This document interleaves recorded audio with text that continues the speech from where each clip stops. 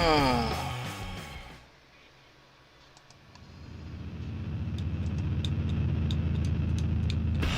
we go. Now we're live.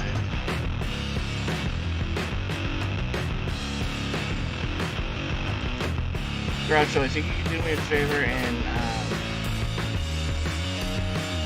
Discord that out again to as many channels as you can. Sure enough.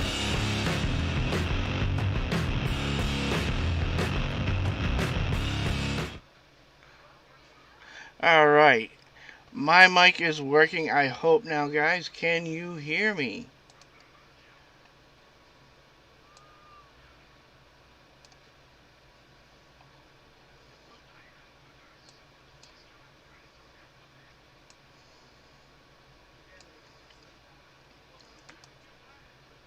Alright, awesome. Okay. Had a little bit of technical difficulty, but now we are up and running. Today is a special day, guys. Today is the launch of a new series that I'm going to be doing once a month, okay? As you, some of you know, when I first started out, I was doing a show with Local 4-Pack, aka Gary Bear. Well, I am rebooting it now, okay? So I'm rebranding, I'm rebooting, and if it works out, hello Hawk. If it works out, I will be doing it once a month. Not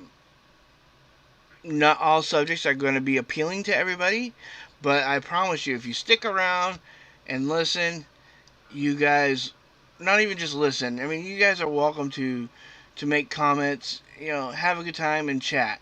This is a hangout for friends and family.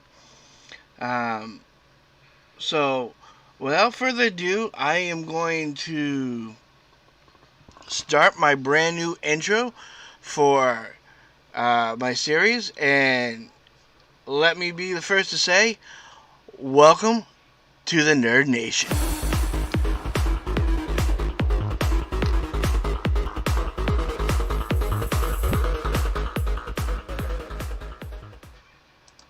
Alright, what did you guys think of that? Did you like it? How was that cool? I made that myself.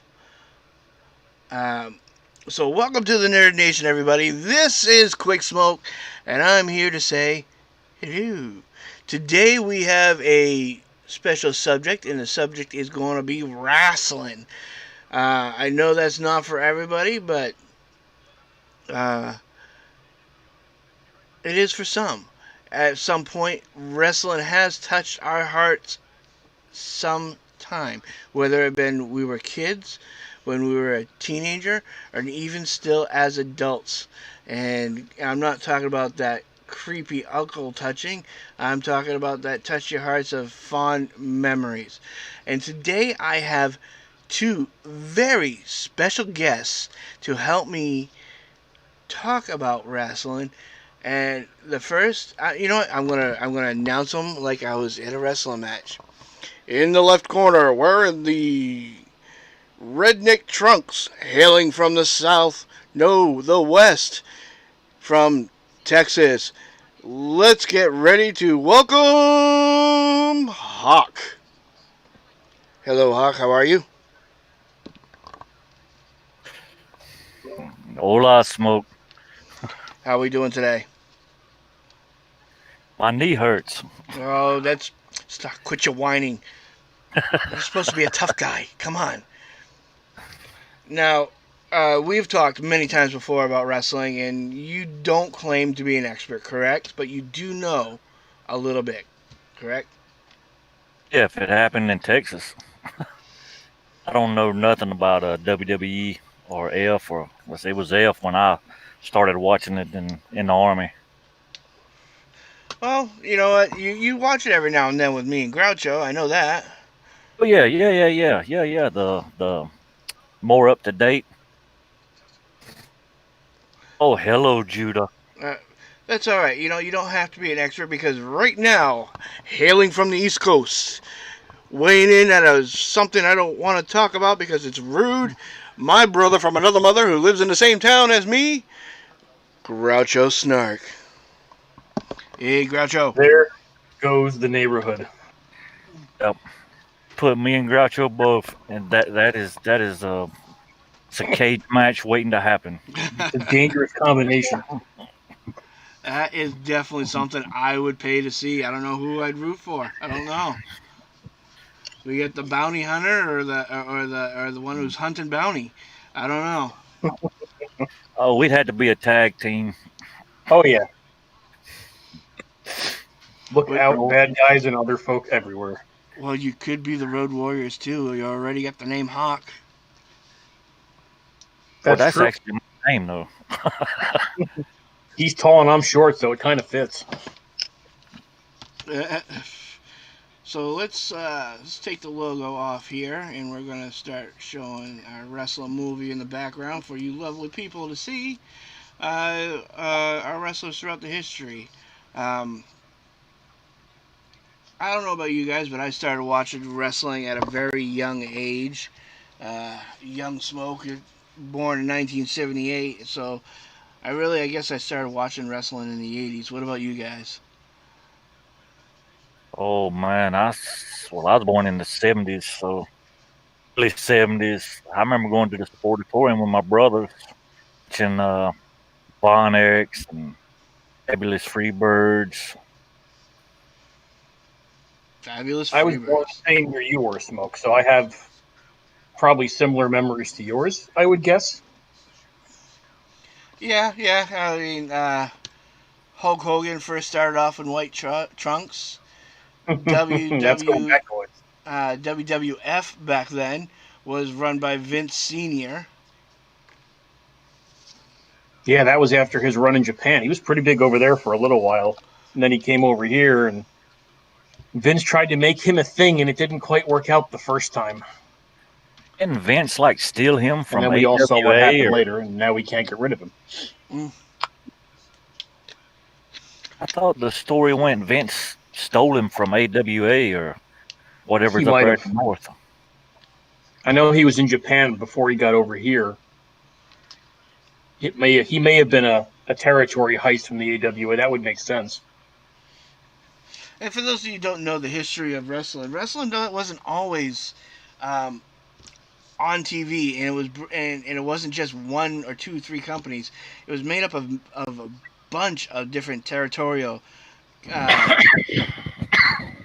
wrestling companies, you would say. Texas would have a couple out in that area. The Midwest will have a couple in that area, and the East had more. Um, and you never poached one wrestler from the other. That was the rule. And Vince McMahon broke that rule, and we'll talk about that. No, it wasn't Vince McMahon. It was Bischoff. Was no Ted Turner. Ted Turner broke that rule, and we'll talk about that a little later. What as a kid, guys? What was your fondest? Who was your fondest wrestler? Like what was your biggest memory? Like what brought you into wrestling? I used to watch it with my dad when I was a kid. I don't remember it that well from that point, but that was where I got my start in it. Favorite wrestler wise, back in the 80s, probably Jake the Snake. And then once we rolled into like ECW time, it became Tommy Dreamer. Hardcore. Piper is awesome too. I was a big fan of him. Good call by E on that one. What about you, Hawk? Oh man, let's see. In Texas, I got took to the sportatorium by my older brothers. Uh, the Von Erichs, Freebirds. And then you had and in San Antonio, you had Joe Blanchard's group, Jose Lothario, and people like that. It was different. It was different in Texas, I guess, than WWE. Actually, I didn't even know WWF even existed till I went up north. Yeah, WWF was, I believe, God, it's been so long since I've actually watched the history on WWF. Um, it was originally just a very, very small territory, but it was called something else. Do you remember what that was, Groucho? It was originally the WWWF under Vince Sr. Before that, I don't really remember. Wasn't it called Capital Wrestling or something like that? That's Um, possible. I don't remember that, but I don't maybe. either. I think Vince Jr. was the first one to poach talent. I don't think his dad did it because that was like you said. That was kind of the unwritten rule. Right, right. Well, and again, we'll get into that to a little bit later for the late '90s. Um, I remember. I mean, wrestling's been a big part of my family um, history, I guess. Uh, not as much as what Hawk was telling me. You said your family used to wrestle with the Funks. Oh yeah, my grandfather uh he was over there in Amarillo. That's where the funk started. He actually wrestled a little bit professionally. So That's pretty cool. Did he ever give you any stories about it, or? oh, actually, we didn't know he wrestled till we started going to the sportatorium, and he actually knew Fritz von Erich. Interesting. How'd you react when you found out your grandfather was a wrestler? Well, by that time, I done got up into 14-year-old, so I was more interested in girls and redheads and motorcycles. it did. Uh, uh, It didn't really, I didn't. It didn't really dawn on me. But see, not too long ago, I was even telling Groucho. I even called Groucho and asked him did he know who Gary Hart was, because when he passed away, he had his family sent me a poster board of my grandfather on the wrestling card or whatever. That was pretty neat. do you still have that?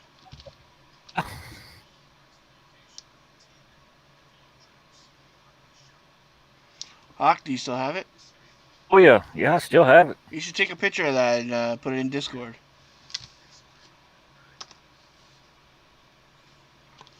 All right. That'd be really cool to see. My parents, see, the history for me is my parents met at a local wrestling match here in Vermont. Um, and I mean they're divorced now, so I guess you could say they fell out of love ever since then. But my father would always have me watch wrestling. He'd give me a couple hours to get up, watch my Saturday morning cartoons, and then the WWF would come on, and then it was Kung Fu Theater, and he watched westerns the rest of the day. So I mean that's my history with wrestling, but I know Groucho. I mean, you like all kinds. Like you don't like just the WWE now or AEW, but you watch all kinds and follow pretty well, right? Yeah, I have a bit of a variation in what I watch. Maybe not as much as I used to, but yeah, I still watch various things. As an interesting trivia, Dalton mentioned the Freebirds. Do you guys remember what movie they were in the opening scene of? Oh, the Freebirds. The movie starts in Madison Square Garden. Was it a What what is it? A Adam Sandler movie? No, it's from the mid '80s. Mid 80s. Give me a. Rocky? No, but you're on the right track, Dalton. It's not a boxing. It's it's not a sports movie. It's a science fiction, like a cult classic. Science fiction. Uh, was the guy who played Jack Ripper? Was he in it? I don't think so. John Ritter. John Ritter. No, No. Oh, Ooh. you got me, man. I don't know. Highlander. Highlander. Dang. Yep, the opening scene after the description card from Sean Connery starts in a panning shot of Madison Square Garden, and you have the Freebirds taking on a couple of guys who were probably well known at the time, but I don't really know much about them. And it rotates past them in the ring doing their thing, and eventually up to the main character just sitting there watching the match with some loud, obnoxious New Yorker yelling in his ear over his shoulder. Wow, that's just. It's been so long since I've actually seen that movie. Wow, I can't. That's funny. That's one of my favorites. So I've watched it probably way more times than a normal human being should. Not that I'm saying that I'm normal. I think I've probably established that I'm not. Well, it's not the first time that since the '80s that wrestlers have just cameoed in a movie. I mean, there's so many. I can remember Kevin Nash being in one of them, um, and he had like a really small role, like a really He was small role. in the original Punisher movie, not the original one. That was Dolph Lundgren, but the remake in like the last 10 years, I want to say. Not Warzone, Uh, but the other one, correct? yeah, the one before it, the one that was actually kind of entertaining instead of so bad it's almost good. One that had John Travolta in it. Yeah, yeah, that one. With Christopher Lambert. Was he Wasn't in that Terry one? Funk in Roadhouse? There was a wrestler in Roadhouse. I want to say Yeah, I think it was Terry Funk. I think Dalton's right. Yes, it was Terry Funk. He played one of the bad guys from the ranch. That would be fitting. He liked getting beaten up for a living. So you Now, also they we also had They Live, which is a kind of a cult classic with Roddy Piper. I think it was They Live. oh yeah, about the aliens. I forgot about that one. Yep. Hogan did. Um, no holds barred. no, yeah, he did No Holds Barred. He did. What was that nanny movie he did? Oh, Mr. Nanny, wasn't it? Nanny, yeah. And there was also one where he played a character from outer space. Or was that the same movie? That might be the same one, but it's been so long since I've seen that I don't remember. You forgot about the Rocky movie where he played Thunder Lips. Thunderlips. Yep. Now that you mentioned, that was Rocky And 2 or 3. I don't Rocky know, but Kane, 5000. guy that played Kane, he was in a horror movie, wasn't he? Kane starred in 2 of his own horror movies. Um, the name of it escapes me at the moment. If you guys know the name of that movie, See No Evil. That's what it was. Yeah, that was it. See No Evil. Oh, and then you got the, damn, what's the douchebag? Oh, damn. Are you allowed to cuss on this stream? Fuck yeah. Well, Okay. there's a couple advisory, so probably, yeah. Well, we're going to put that to use. But what's the one that waves his hands in his face and says, "You John can't see me"? John Cena. Yeah, he was in a couple of movies. He's been in Long, quite a few, yeah. I mean, obviously, The Rock, who's on the TV right now, who's on the screen. yeah. Yeah, well, no, I think The Austin, Rock has been the most successful wrestler to hit the big screens. I would say the second most successful would be probably who's on screen right now is The Edge. Yep, Edge has been in a few movies, yep. Uh, Including a Highlander movie, actually. well, I don't know. Didn't Austin do a couple of TV shows and movies? Yes, he yes. definitely did a couple TV shows. Plus, he's Plus, got a he's podcast going right now too. yeah, but I don't like him. He moved out of Texas. No, there's it's. I do want to talk about him. And I mean, I wanted to actually talk about the '80s first, but let's just let's. There's no script here. We're not professionals, so we're gonna bounce around here. What kind of pisses me off about the WWE, okay, is Steve Austin was stricken from the record for a while for supposedly beating his wife, who was Sable at the time. Um, and then he found his way back in Vince's good graces. Why can't they, It wasn't Sable, it was Deborah McMichael. Yeah, it was Deborah. Deborah? Okay. Sable That was was, married to Mark Merrow originally. Oh, okay. Anyway, um, Why can't they give the Rabid Wolverine, his just dues in WWE? They've already said the reason why he killed his family was partly because of the concussions, the multiple concussions he had. Are you talking about the little bitty fella that murdered his family out yonder in Atlanta? Yeah, Chris Benoit. Oh, yeah. Yeah, that one's a little bit tougher, I think, for them. I mean, as tone deaf as WWE tends to be about a lot of things, that's putting a guy who's committed a double homicide in their Hall of Fame, somewhat surprisingly, is across their line. But I mean, if you think about it, man, if he wouldn't have done what he did for the WWE, sacrificing his body, and that's going to be something I'm going to be talking about here in a little bit too. Sacrificing his body and getting multiple concussions, he probably would have never murdered his family. Because from what I hear, he was a lovely guy. Well, if you go back to Jimmy Snuka, wasn't he a convicted murderer or something like that?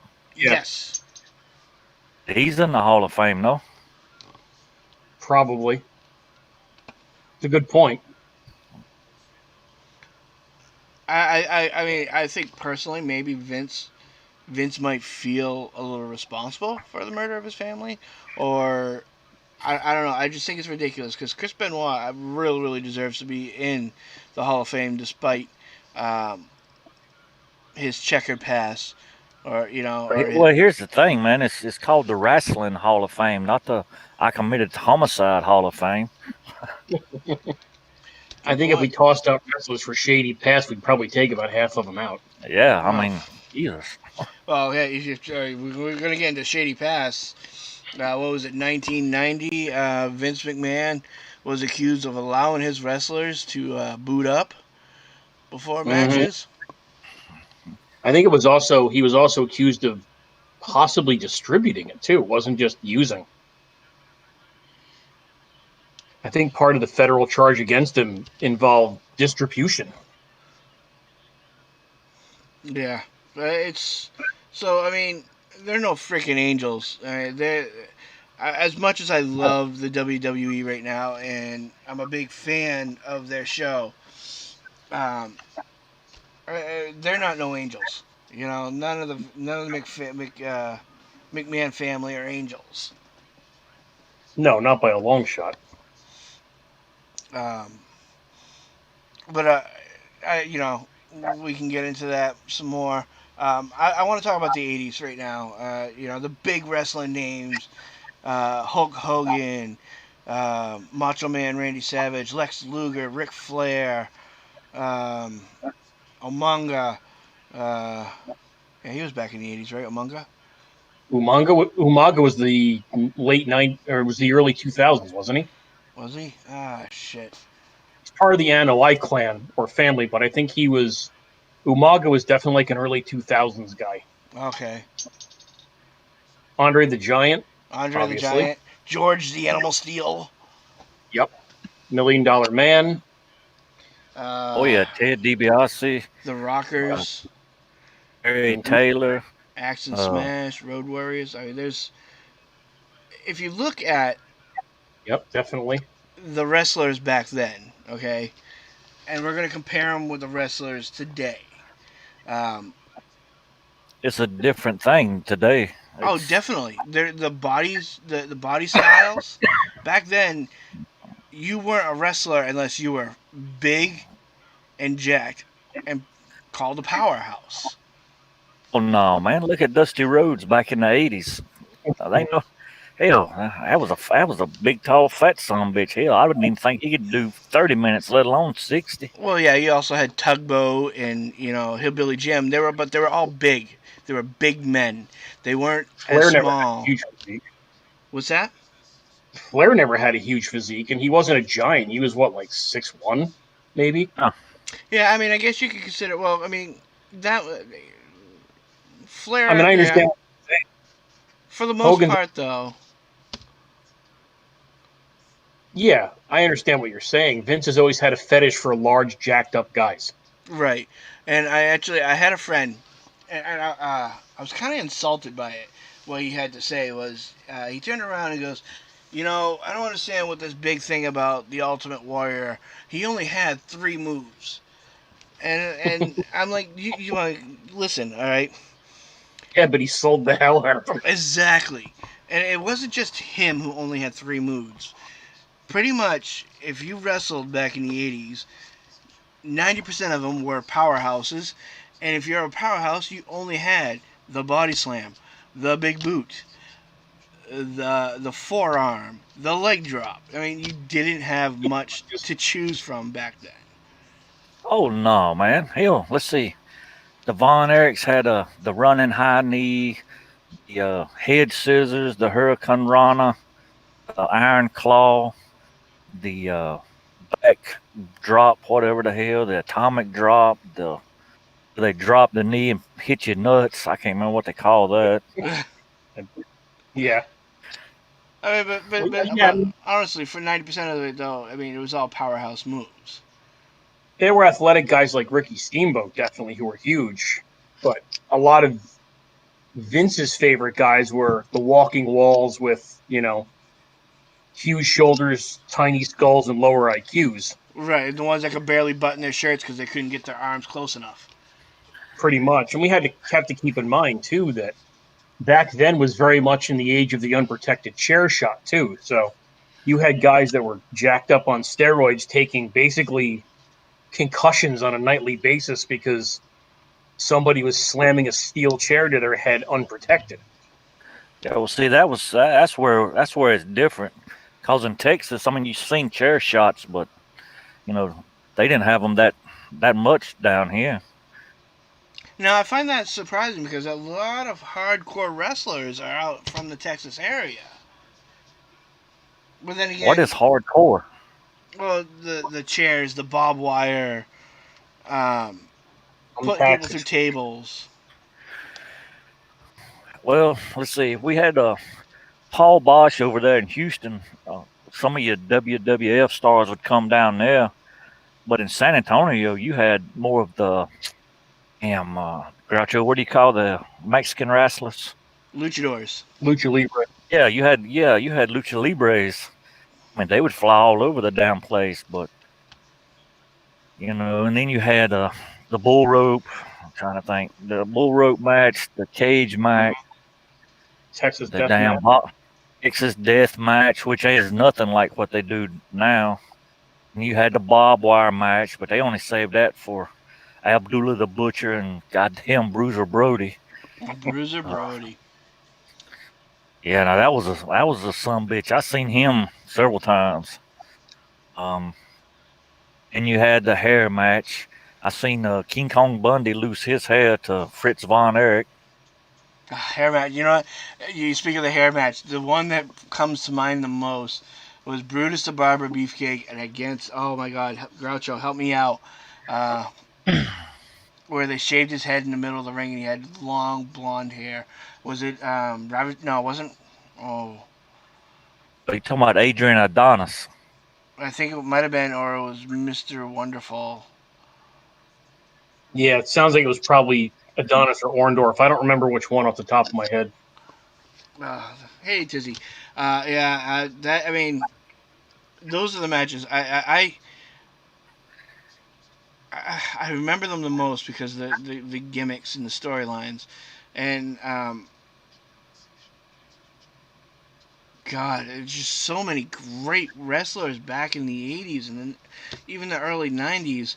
And one of the things I think is majorly different about today's wrestling from back then is back then you didn't have to have much of a storyline. It was one wrestler looked at another wrestler, went, I don't like you, and they wrestled. There was certainly a lot of that, yeah. But I mean, why I also enjoy more today is Well, did you notice one thing back then? You didn't have belts for everything either.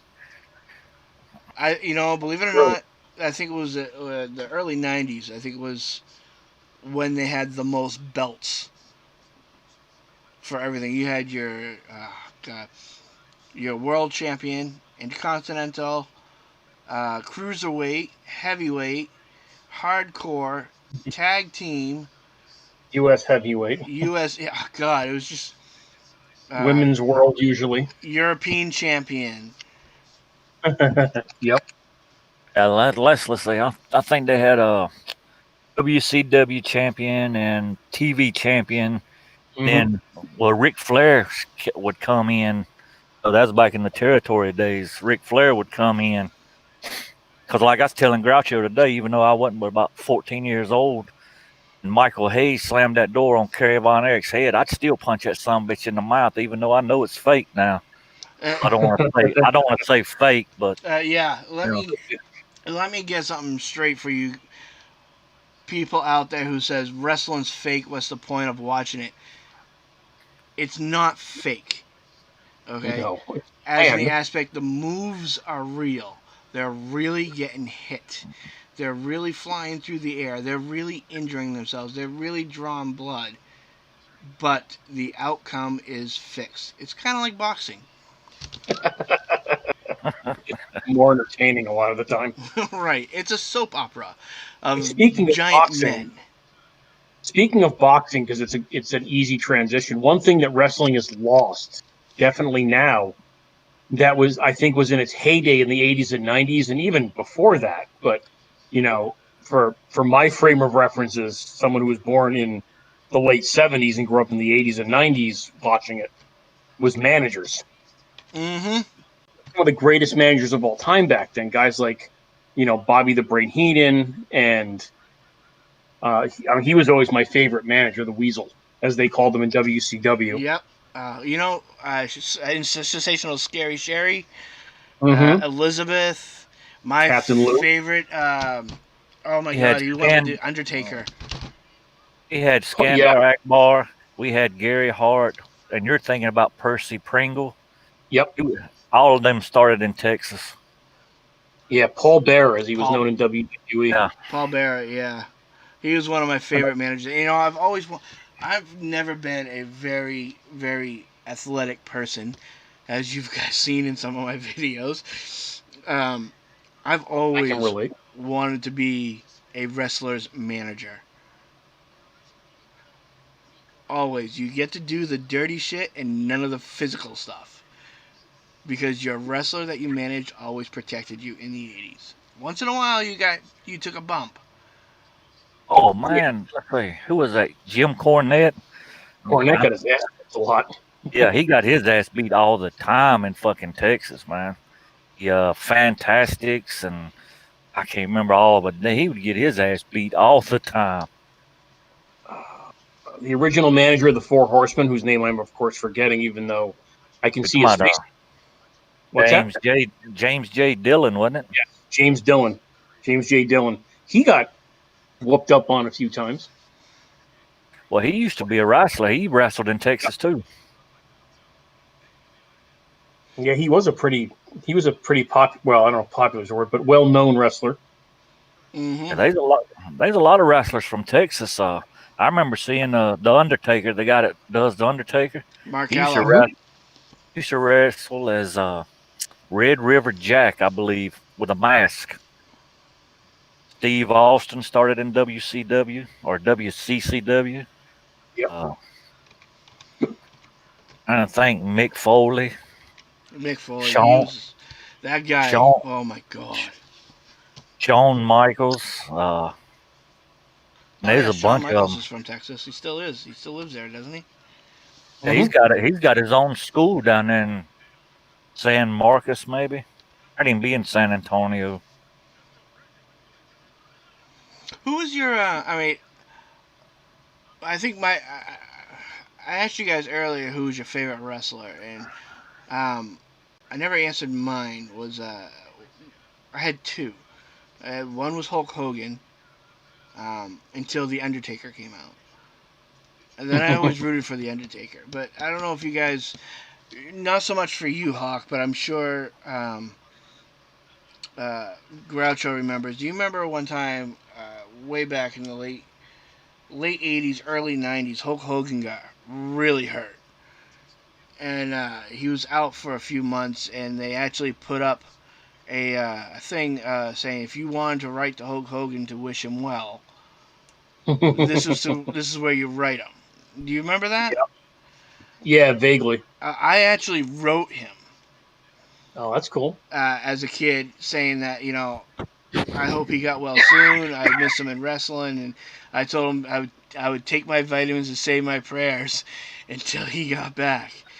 And they actually sent me a postcard back with his autograph on it, a picture of him. I was floored as a kid. I was like, that is like the best thing ever. I wish I still had it, but it got ruined in a flood. What year was that? Oh my god. I want to say it was around 87 or 88. Yeah, well, see, you still in the territories. I didn't know. Like I said, I didn't know no other wrestling was going on until went to the army. I went up. I stayed up there in New York. I saw WWF and Detroit with the Sheik throwing fireballs Mm. That that dude was a maniac. and I can't remember. I think Toronto had a wrestling show. I was like, damn, they got this shit everywhere. I thought it was just a Texas thing. Well, what year were you in the army when you found this out? When what? What year were you in the army when you found out about all these different? Well, I went in '89, so it'd been '90. Fort Drum. I think that's roughly when wrestling started to get really, really popular. Yeah, that's where you lose me. I have to rely on Groucho would Yeah. send me things, say, "Hey man, check this out from '91." Where was you at in '91? Oh, Groucho, I was busy. Yeah, you were. I think So he'll Yeah, send me little videos. it. '91 was the beginning of WCW uh, on TNT and WWE or F back then on USA.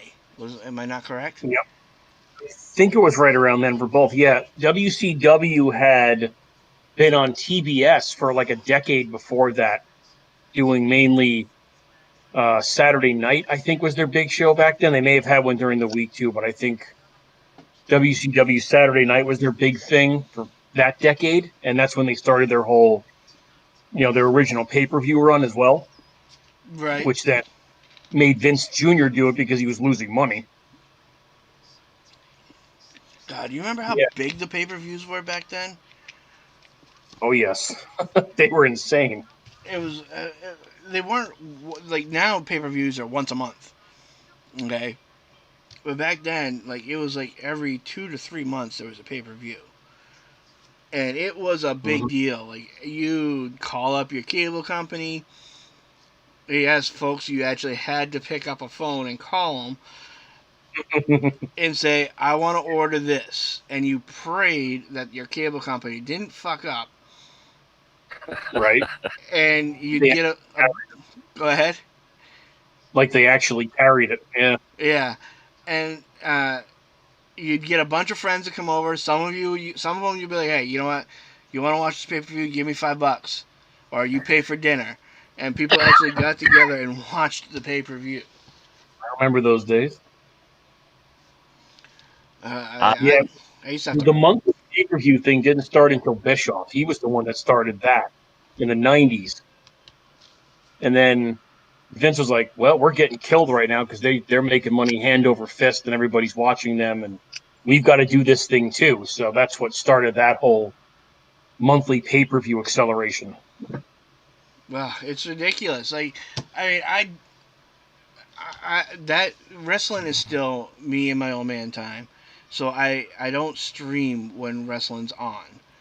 And it seems like like every other Sunday I'm like, all right guys, can't stream, wrestling's on. Right? oh, well, you need to get the WWE network then, man. You can watch it anytime. That's what I got. Oh yeah, I have it. The old man. Are you kidding me? My old man is such a WWE fan. He like once he heard that they had their own network, he's like, you got to sign me up for that. That's the only reason I know half of this shit. I'm watching it. I'm catching up because, like I said, Groucho was sending me things. Hey, man, you need to check out this match, or you need to check out what was the one you was talking about earlier, where they beat the shit out of each other for Oh, real? oh, you mean the well, I don't know if beat the shit out of each other is quite the right way of putting it, but you mean the APA and the Public Enemy? Yeah. Beat the shit out of each other is not the right way to describe that. That was a one-sided ass kicking. Well, Uh, yeah. yeah, Foley. I was actually gonna get to that favorite match of all time ever watching was the I think it was Undertaker and Foley Hell in a Cell where um, McFoley gets tossed off the fucking top of the ring and Mm-hmm. his tooth What was that? Oh yeah. dislodges from his mouth and works his way into his nasal cavity, and you can see it. Well, that happened later. That happened later in the match. The big, I think the big spot early in the match was him being thrown off the cage, and then he went through the announcer's table. It's like a 40-foot drop, and ended up with his head lodged under the ringside barrier. Mm-hmm. And both he and Taker were fighting that match injured because I think Taker said he had like a torn quad or something when they did that match. So both he and Foley went into the match in really rough shape. Right. And then Foley had to talk Taker into that spot because Taker didn't want to do it. And they're standing up on the top, and That's the Foley's picture like, of "No, Foley that was just shown, by the look." way. Sorry to Yeah. interrupt you. Oh, that, and there's another shot from it right there of Foley's nose, tooth hanging out of his nose. And that happened later in the match when the Undertaker chokeslammed him onto the roof of the cage, and the rubber zip ties that they used to hold the cage together broke. It wasn't a planned spot. It was an accident. Right. I He think, Oh, took and then the chair come down on his head, wasn't it? yeah. Foley took 3 really, really ugly bumps in that match. It was amazing that he was alive for one thing. Well, Afterward, I don't know if you guys ever read his biography. He remembers nothing of that match. yeah, The minute he got thrown off onto the table, he was concussed, and mm-hmm. he finished that match with instincts alone, which I find Yep. amazing. That guy, I have much respect for that dude. Oh Shit, yeah, I don't find that amazing. I find that it's one that he didn't kill himself. I mean, how how big you think he is? He probably goes 250 easy.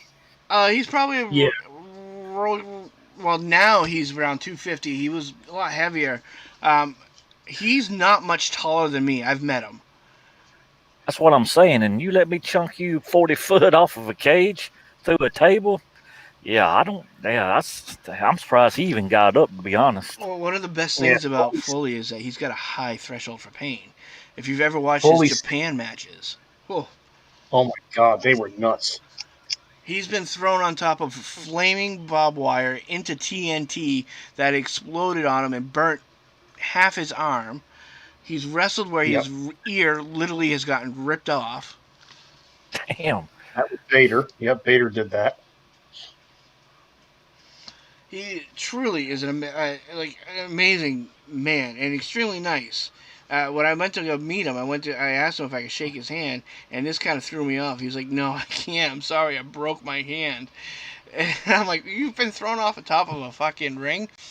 You can't shake my hand with a broken hand? Come on now, I'm not gonna be rough with you."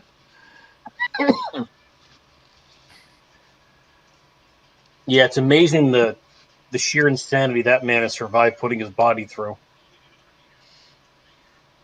Here's another picture that I absolutely love, and I love the matches between him and Triple H. Those were extremely tense matches, like the tack match. Oh, Mm-hmm. if you Well, guys go ahead, him reintroducing Cactus Jack for their feud was incredibly done. you want to say that again? I said Mick reintroducing Cactus Jack for their feud was incredibly done. The Oh way they yeah, booked it was fantastic. This is a guy. I mean, if you don't know who Mick Foley is by his name, okay, you have to know him by Cactus Jack, Dude Love, Mankind. I mean, he invented the persona of multiple personalities in wrestling. Like he was just amazing. And did them all brilliantly. Yes, which kind of upsets me a little bit. With we're gonna shoot to for briefly to the recent days, and I've said this to you before, Groucho. I find it a little upsetting that the Fiend Bret Wyatt is kind of stealing his act. He's the Fiend is kind of a. I can see that he's kind of a combination of Mankind and Waylon Mercy from back in the '80s. Do you remember Mm, Waylon Mercy, played by Dan no. Spivey?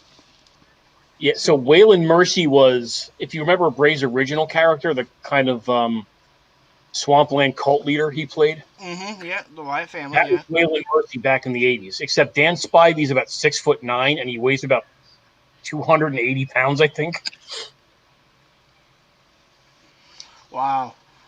If if you find videos of him, he was legitimately creepy looking, and Uh, he was one of those guys that played that kind of unhinged psychotic heel type where he was really nice until he got in the ring, and then he was a sadistic prick during the match, and then once the match was done, it was like it was a normal day at the office, and he was, all smiles again. that's awesome. Yeah, he was a great character for a very short period of time. Yeah, I don't really like the Fiend. And you put him in a match with Abdullah the Butcher. Let's see who hits who in the head with a fork. I do like the Fiend. I do. But I liked him as Bray Wyatt. You know, I liked him when he was originally the Cajun dude who had let Hey, me hey, in. hey! Easy on the Cajun. Well, that's what he said. From New Orleans, right? It was supposed to be that type of character, yeah. Yeah, voodoo type, voodoo hoodoo bullshit. Pretty much. Yeah, And more or less. I like The best thing about the Fiend is the damn. What's the little blonde girl's name? That Alexa Bliss. Less. she plays that character to a T now. And I was just gonna bring that up. Thank you. Um, I like the fact that they're teasing a little bit of her being taken over from him, as well as they did also a little bit of a teaser of Bret Wyatt or the Fiend and Roman Reigns feud coming up. Oh yeah, well they got past the tease part on last night actually with Alexa.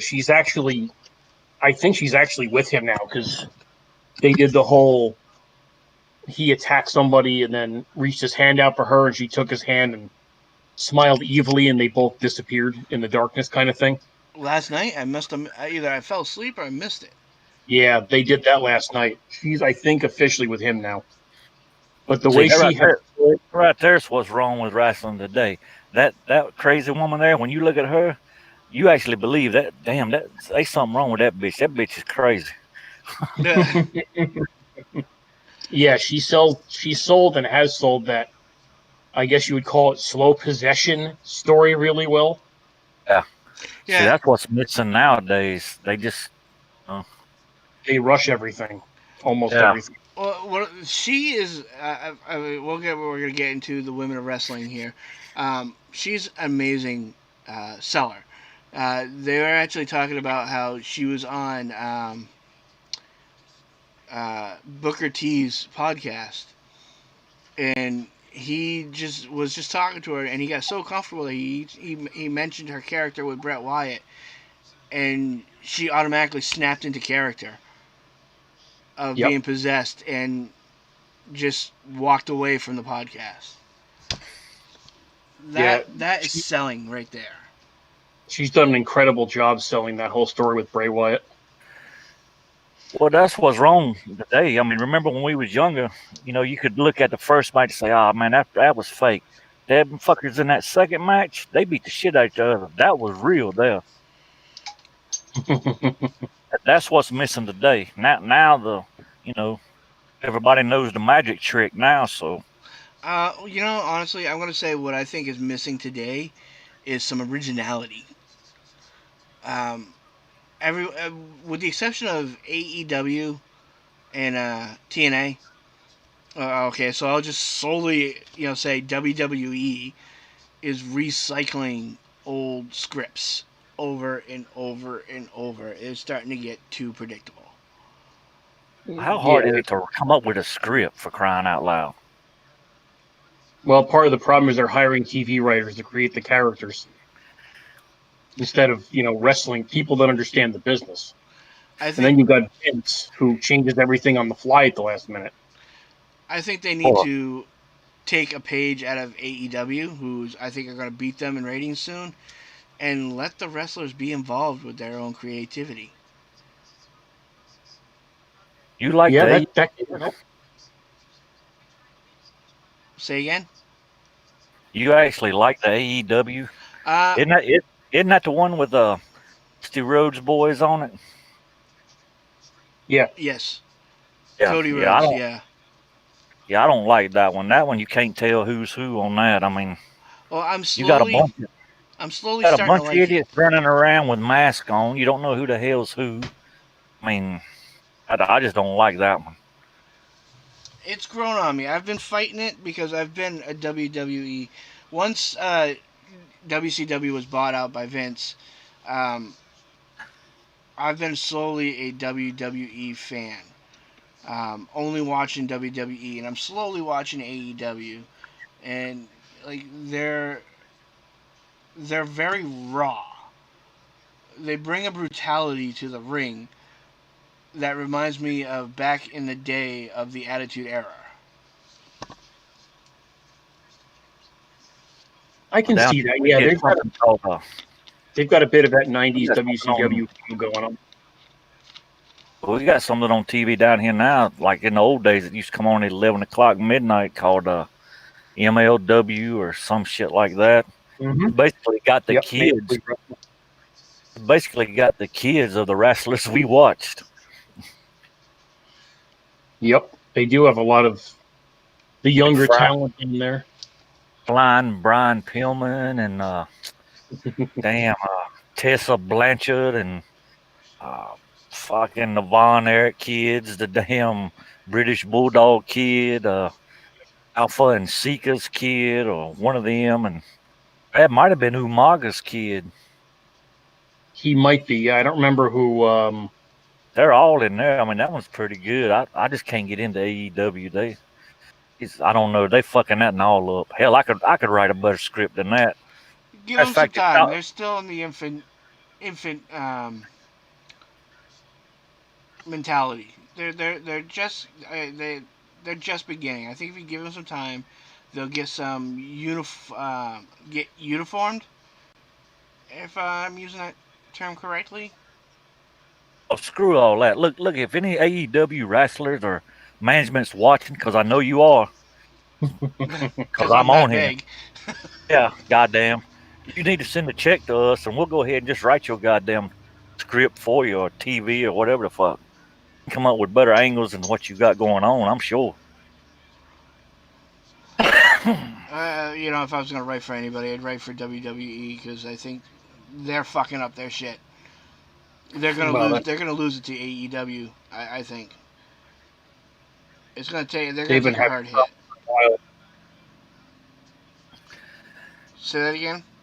I said they've been doing that for a while though. I mean, NXT tends to have the best character writing for WWE and the best story arcs. And the ones, and by best I mean the ones that make the most sense within the wrestling world. WWE for both their main shows has this annoying tendency to either start a show off on a completely idiotic premise or a storyline and then run with that for far too long, or they come up with a good storyline and they run through it in a month. Mm-hmm. Yeah. What do you think? How do you think what they're doing with Rey Mysterio's son Dominic? I think personally, my opinion is that they're trying to utilize him as a luchador when I Yeah. think he's going to be more of a cruiserweight slash powerhouse. Yeah, they want him to be the new version of his dad. The kid can go. There's no doubt about that. That kid can go in the ring, but he doesn't have yet. He doesn't quite have the same charisma his dad has and had. He needs And experience. oh yeah, I think he'll grow into the rest of it. But he's been thrown in head first. Right. And I think his timing is still off on a lot of things. I got something to say about that. Wasn't he in an eye match, an eye for an eye match? yep, Yes, with Seth See, Rollins. Yes. see, that was the biggest crock of that, shit. That because when I watched it, I wanted to see somebody poke somebody's eye out. Well, that match was embarrassingly if you bad. watch closely, okay, they CGI'd an eye on Rey Mysterio, Yep. semi popping out. Yeah, see, screw that. I want to see that bitch come all the way out, roll across the ring. Maybe the referee step on it or something. I mean, damn, man. I What was that? honestly thought that was their Let's see. What was that stupidest. match you sent me? Groucho is Tully Blanchard and somebody in a damn cage. Oh, Magnum something or another in a cage. Yeah. That son of a bitch stuck him in the head with a damn piece of chair. I mean, you actually seen that shit. Out. At least they could have done something like that. Well, The minute they unfortunately, set it up, go ahead. I was only going to say the minute they set it up as an eye versus eye match, the match was ruined because Yes, there's no way they can convincingly pull that premise off. exactly, exactly. I think um, WWE was at its best during the Attitude Era. Okay, where Oh yeah. there was more brutality. They weren't afraid to draw blood. Um, and I know that sounds very barbaric, and you know, but I think they need to get back to that. Vince McMahon is so afraid to show blood on TV now. I mean, you hardly ever see it, and if you do, it's because a wrestler got scratched by another wrestler, or they accidentally got hit too hard in the nose. But they don't mention Hmm. it. Well, You know, yeah, they don't legitimately beat the crap out of each other that much anymore, and they don't really blade anymore either, like they used to, except for some of the older guys. I would like to see them mix it up. Go back a little bit to, honestly, okay. I think they need to get rid of this 24/7 fucking belt gimmick shit. Get rid of that shit. Bring back the hardcore championship. Let Jeff Hardy do what he wants to do, and you know, fucking break some bones here. Yeah, but how you gonna bring back the hardcore championship? I mean, what is hardcore? I mean, well, one guy does six, one flip off the ladder. Then the next guy does two flips. Then the next guy to that does three. Eventually, you're gonna hit the wall because there's nobody in. You can't top that. Well, You know what I'm saying?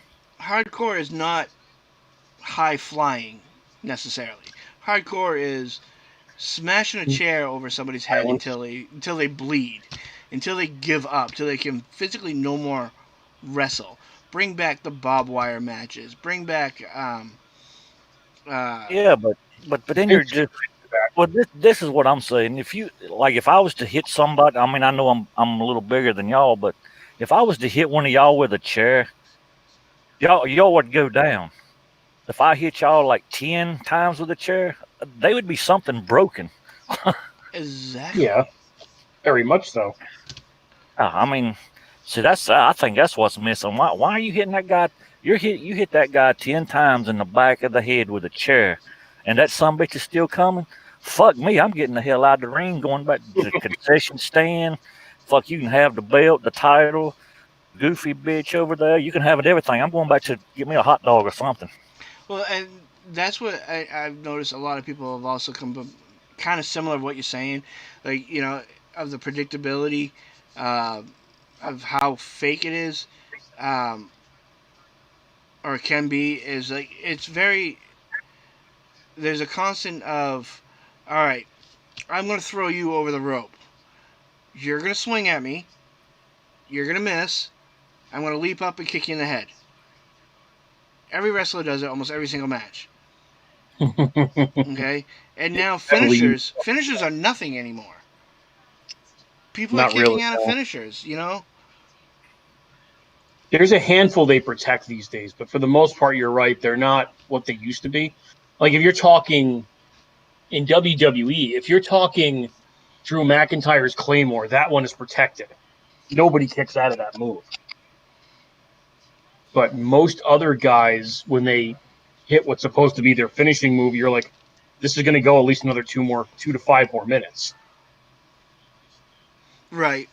Have the impact it used to have. But you'll notice also with circling back around to the chair shot thing, where if they're going to hit a guy in the head, quote unquote, and the guys get their hands up, thankfully, these days, they're not clean chair shots to the head like they used to be. They only do that a couple times a match where, like Dalton was saying, if they're going to use a chair spot, it's going to be a guy laying on his stomach that they're repeatedly beating over the back with it. Right. And, that's obviously suspension of disbelief is a big part of the whole thing. If you hit me once in the back with a chair, I don't know that I'd be too compelled to get back up again for a while. But if you hit me 10 times, you're going to be carting me out on a gurney. Yeah. Right. I mean, who's the bigger man? The one swinging the chair 10 times or the one taking them goddamn chair shots? And that's a good point. Right. I've seen some pretty vicious chair shots in my time watching wrestling. No, but what I'm saying is if I give you 10 chair shots, am I the bigger man for swinging the chair or are you the bigger man for taking them goddamn 10 chair shots and still standing, you know, fuck. But I I mean, definitely have that's the respect of the guy who's taking the 10 shots. You know, he's really putting his body on the line there. Oh, And yeah, definitely the one taking the risk. and it's like like the hardcore thing. How many goddamn tables can you go through? well, it depends. Are you talking about the Dudleys or? Well, I I know, have but I'm just saying, if you want to go through a table, then let that be the end of it. Let that be the finisher. I think the Dudley's done that. I mean, once they put you through the table, I can't remember what the old bitch's name was that he put through the table, but May. that was it. That was the end. Yeah, they Yeah. put May Young through a table. Well, and the thing with the Dudleys is they didn't always use the 3D to end a match. They used it to get heat. And one thing that the Dudleys were masterful at was getting heat from the crowd. I mean, they almost caused a riot in Dayton, Ohio once. I think that was Heat Wave 95 or 96. And after their match, they cut a promo on the crowd, and there were people legitimately trying to come over the ramp to go after them. And there were people that actually tried to jump them after the show because they pissed off the crowd so badly. Yeah, there's Oh very yes, few wrestlers that are very good at what they do. The Dudleys were masters at getting heat, whether it was on the mic or in the ring. They'd use the 3D through a table just to piss people off and, to hurt somebody, not in an actual match situation. So I think one thing that a lot of people tend to overlook with wrestling is there's a lot of psychology involved in it too. Right. not anymore. Oh I no, don't think no, there's. it's Not as much. more psychology than anything now. It's the heels of today. They don't follow a good script anymore. They will point out the personal shit, which is what I do like about the heels of today. Where back then it was, in the 80s it was, oh, you're not a tough guy. That's would get the Well, see crowd that. going. Nowadays is, I fucked your wife and she liked it more than she liked you. Come at me. You know what I mean? It's more personalized, which I think, psychologically, there is some stuff that, like, a very big one. Just recently, Jeff Hardy versus um, that Irish dude. What the hell's his name? Sheamus, Sheamus. their You're Okay. talking bar about fight, that thing was putrid. That match sucks so badly. Oh, the The redheaded Bart Simpson. Yes. Yes. I felt it was a little too personal, but I mean, they attacked his addiction and being arrested and, like, saying Mhm. how his family should be ashamed of him. Now, WWE's been making hay of his problem for over a decade at this point. right. Well, see, you can do that now because you got all these damn podcasts. That damn, what's the name of that fool that went off on that redhead that got pregnant? Groucho, what is his damn That was name? Cornette. That was Cornette. Cornette. Yeah, yeah. I mean, goddamn, man, hell, he bitches about everything. If you ever listen to his podcast, Yeah, Cornette's a little hard to stomach a lot of the time because he thinks he's the only authority on wrestling. yeah, he thinks he's the wrestling god of everything. So And he only wrestled for a few months. That's the funny part. But what I do like about Corey, though, is that he keeps it kind of real in his assessment in the WWE. He doesn't pull punches. He'll say flat out, I think what they're well, doing with this well, I character is wasn't saying he was stupid. totally wrong, but some of the things he says, like I can't remember what was the Irish little girl's name, Groucho? Becky Lynch? Becky Lynch. Yeah, she got pregnant and had a fit because hell, man, you throwing away money and all kinds of shit, didn't he, Groucho? Yeah, he was complaining about her getting pregnant because she was basically the face of the company at that point, and she was one of the highest paid talents, and she wasn't putting the company before herself and all that kind of stuff. And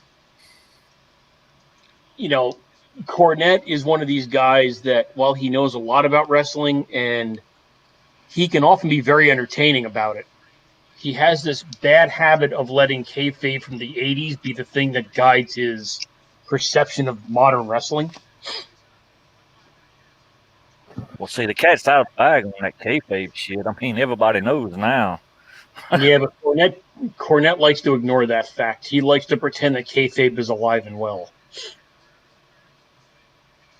Do you and want to that's part of explain the what that problem. is for the people out there who don't know, like me, what that is? That's vernacular. Kayfabe is the practice of acting like what they're doing is real in a character sense. Like if they don't like each other in character, they take it outside the wrestling arena, and in real life, they act like they don't like each other in public. Like the best example is back in the '90s. There's a wrestler called the Sandman, and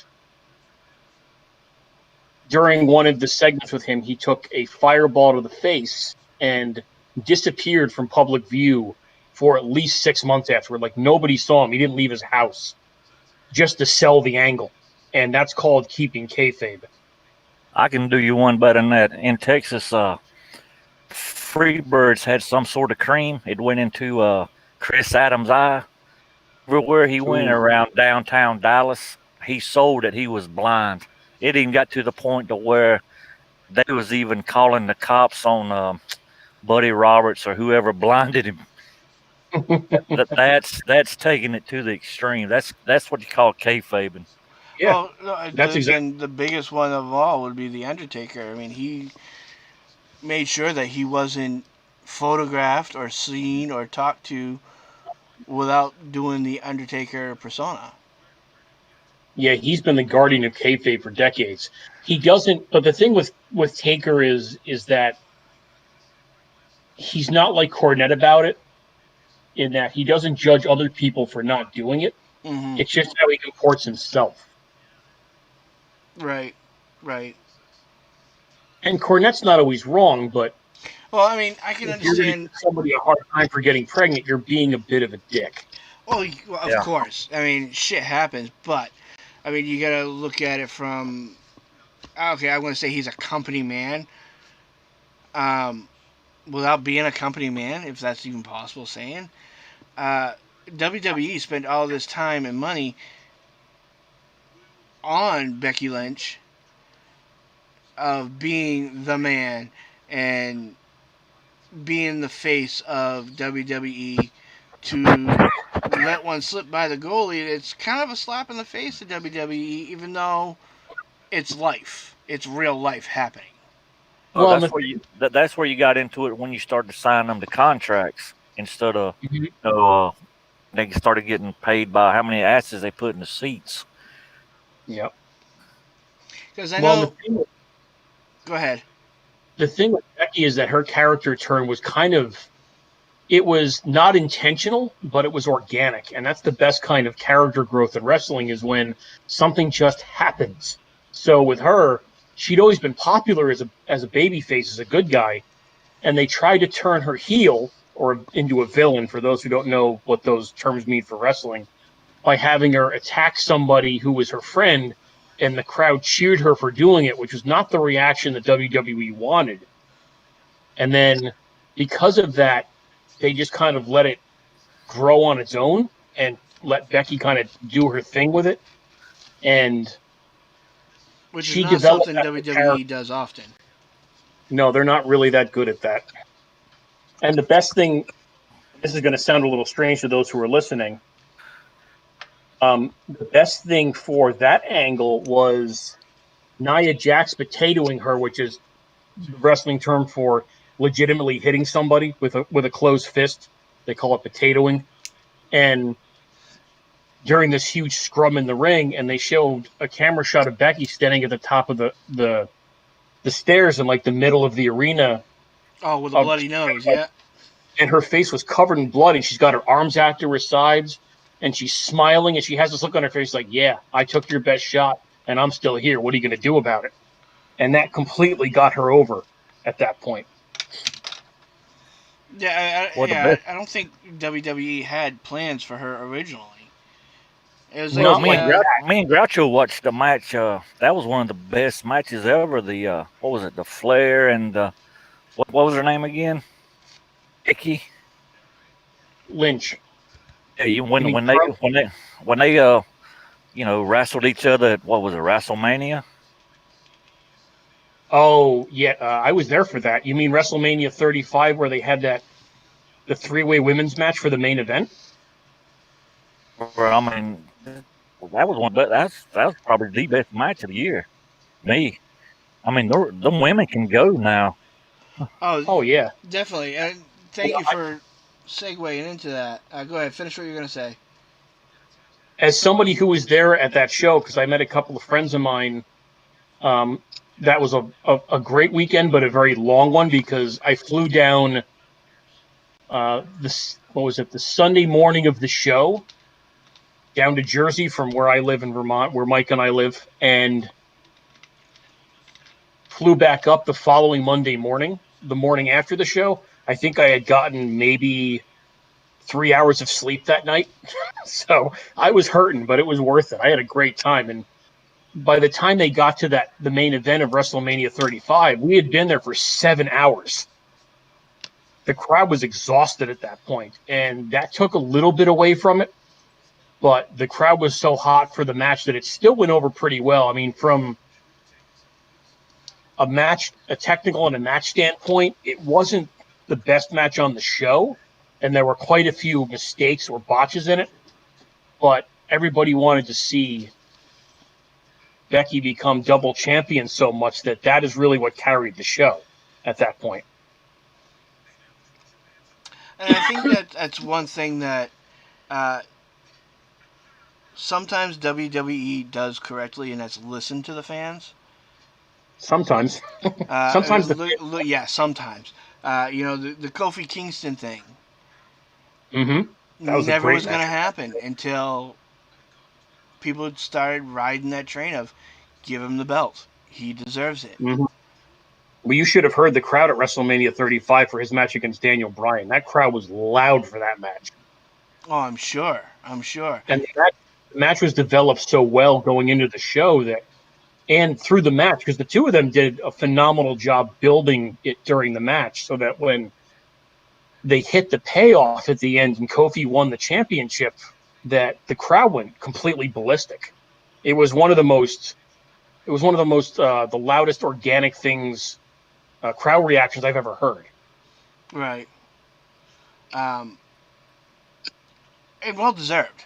Well deserved. I mean, Daniel Bryan, as well as Kofi, has been a very underrated and underutilized wrestlers.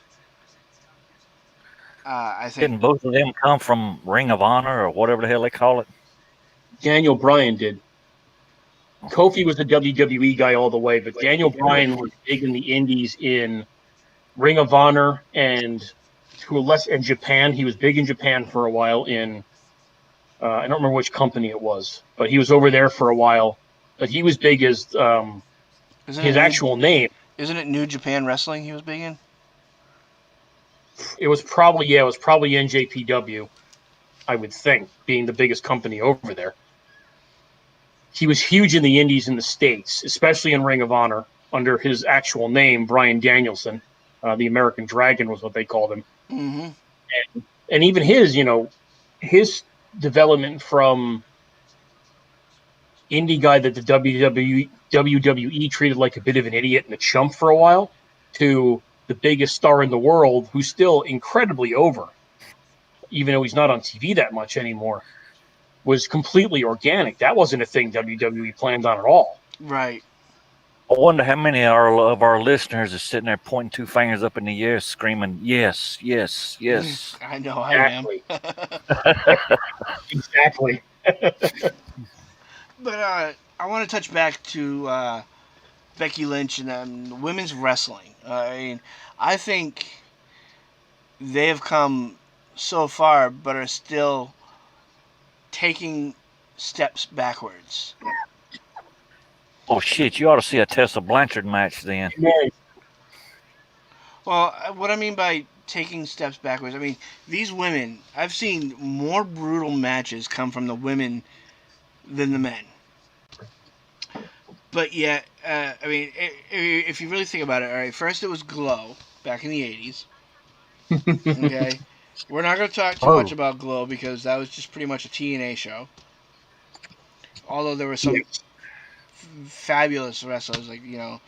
I'm gonna have to check that out. there's a good documentary on them on Netflix on Glow. Really great documentary. Um, the fabulous what is it, Medusa or Medulla? Medusa, yeah. Medusa. She came from Glow. Who was reportedly one of the biggest bitches to ever work with. Because she wanted to be the number one wrestler, and people were just passing her.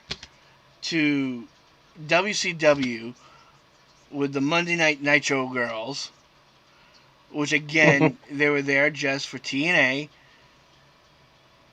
For the most part, dancing, yeah. and then Except for go ahead. wife. I said except for DDP's ex-wife, Who was that? Kimberly. Kimberly. Oh, Kimberly, the former Kimberly Page. She she was he his was manager too. he was married to Kimberly. She was the tall blonde.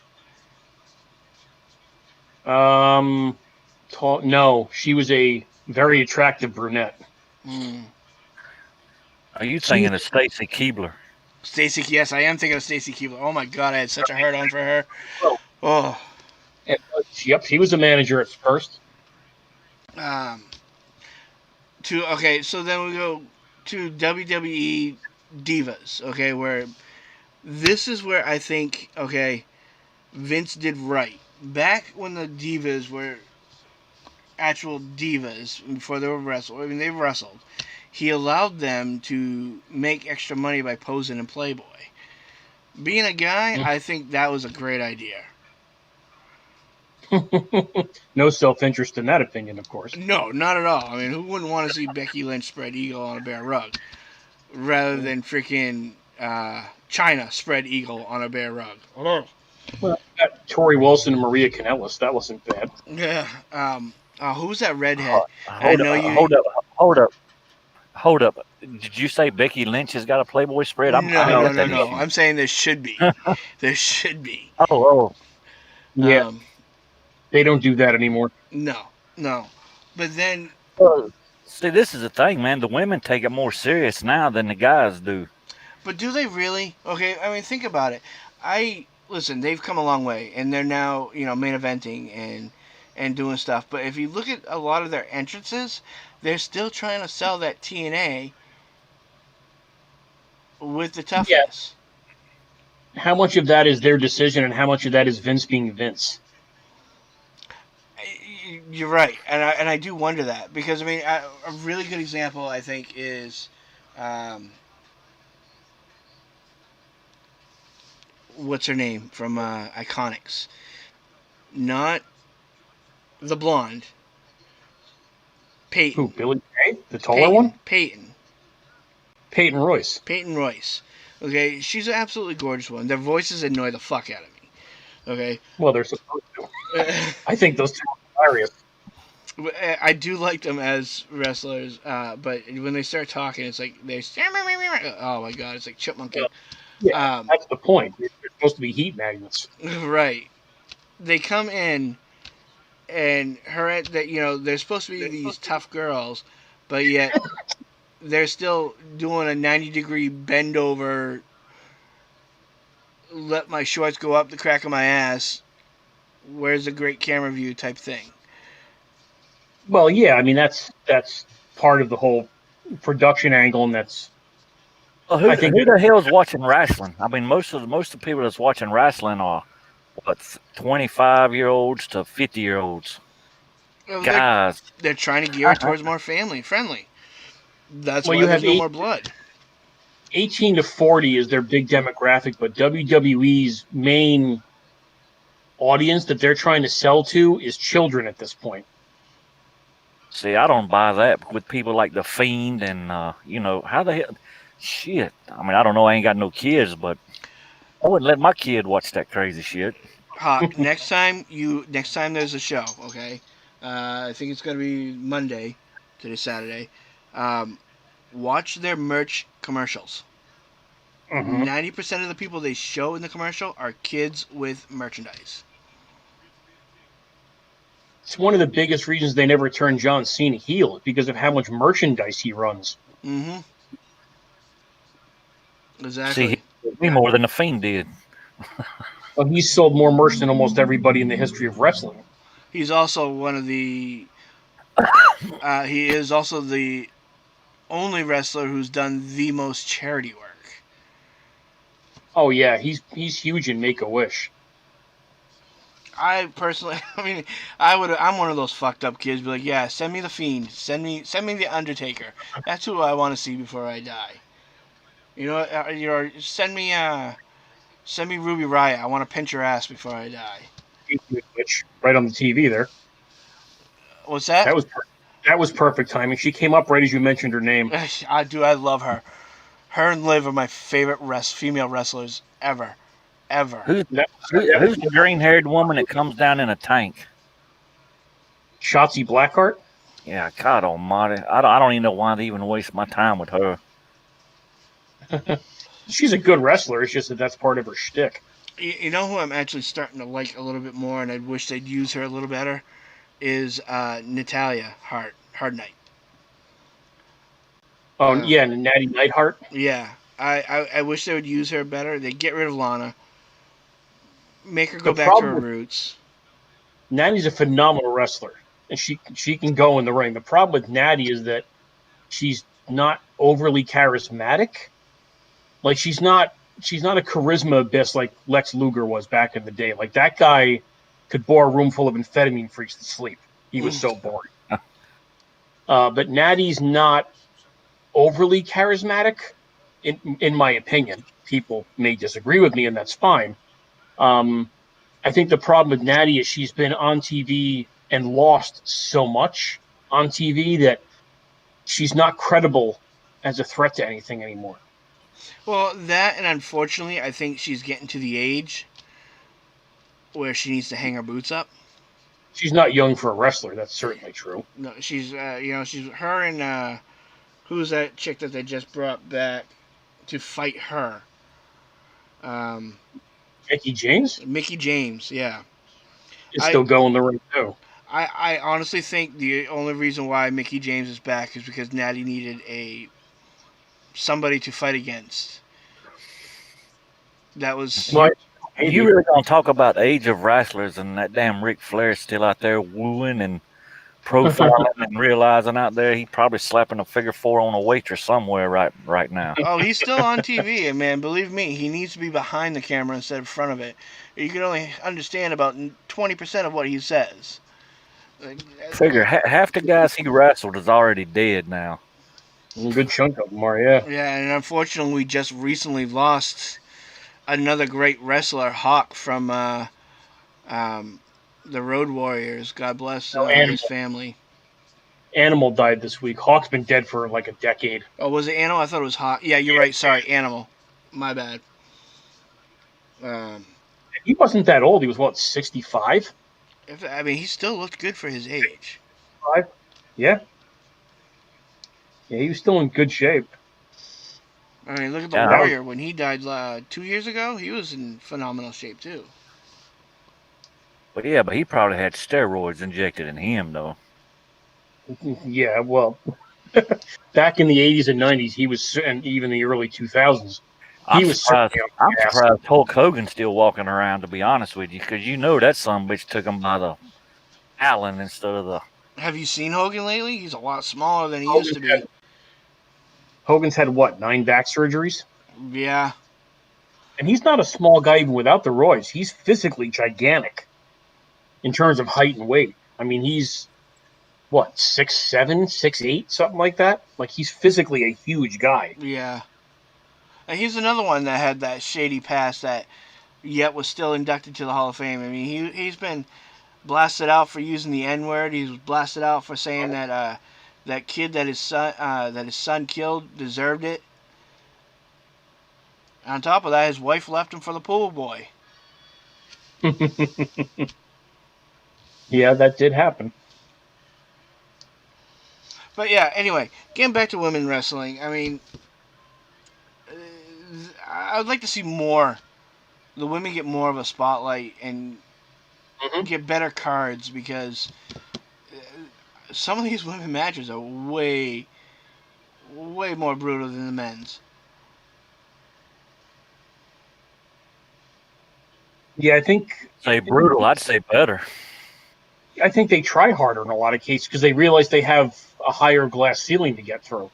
Right, right, And I think it's harder as a female wrestler to get not only to get over with the audience, but to get pushed by Vince because much like he likes the big jacked up guys, there's a model, and I don't mean that.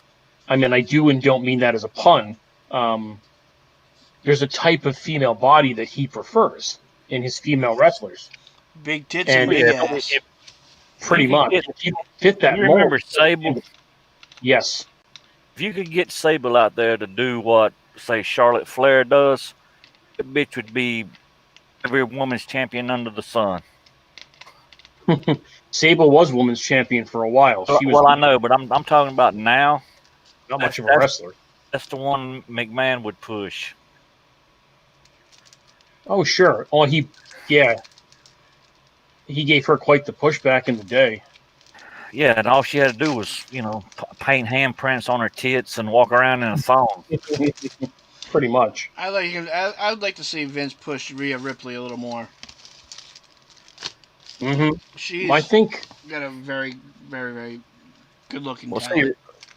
well, Rhea Ripley's getting pushed on her talent, though. I mean, she looks good and all, but she actually go. hmm I think what helped Rhea, even though she lost the NXT Women's Championship to Charlotte, from what I've seen and read after their match, Charlotte looked at her and said, "You're going to be huge. You are."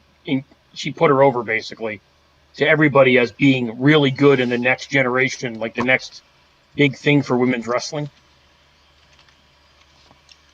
So I think that's going to help her more than almost anything else. Right. So, who do you think right now? And I mean, we mostly been talking about WWE, so we're gonna stick with WWE because I don't know too much about the other companies. Who do you think is being the most underutilized or has the wrong persona right now? Of the women's roster, Of them, of either both. We'll say both. Well, um, the well, the best one on the whole damn thing is that Champa guy from NXT. Tommaso Ciampa, Yeah, he's I mean, when you look at him, you think, oh goddamn, I ain't fucking with him. He looks like he could literally kick your ass. Yeah, he does have that look in his eyes. I kind of make a oh Yeah. shit. I think I mean, even though he's a little short shit, I mean, I wouldn't want to tangle with him. If I was going to tangle with him, I'd be sure I'd had a chair in my hand and a full rope and barbed wire and every damn thing else too. yeah, right. Build an obstacle course in front of him. And why he hadn't made it to the main roster is, fuck, I don't know why, but he's the Because best. in NXT, and I don't think they want to. I don't think he wants to get promoted for one thing because he understands that WWE doesn't have the best history of utilizing NXT talent the right way. Yeah. Putting it politely. Then the other one is the one that what's the name? Groucho Baby. Adam Cole. Adam Cole. Adam Cole. Yeah, no, he's actually the whole NXT thing's good. I feel like Raw Adam and Cole's another AJ Styles. I don't like him. I think he's kind of a blab wrestler. You think Cole's a bland wrestler? To me, yeah. I think Cole's fantastic, and is Me not only too. a good wrestler, he's a great mic.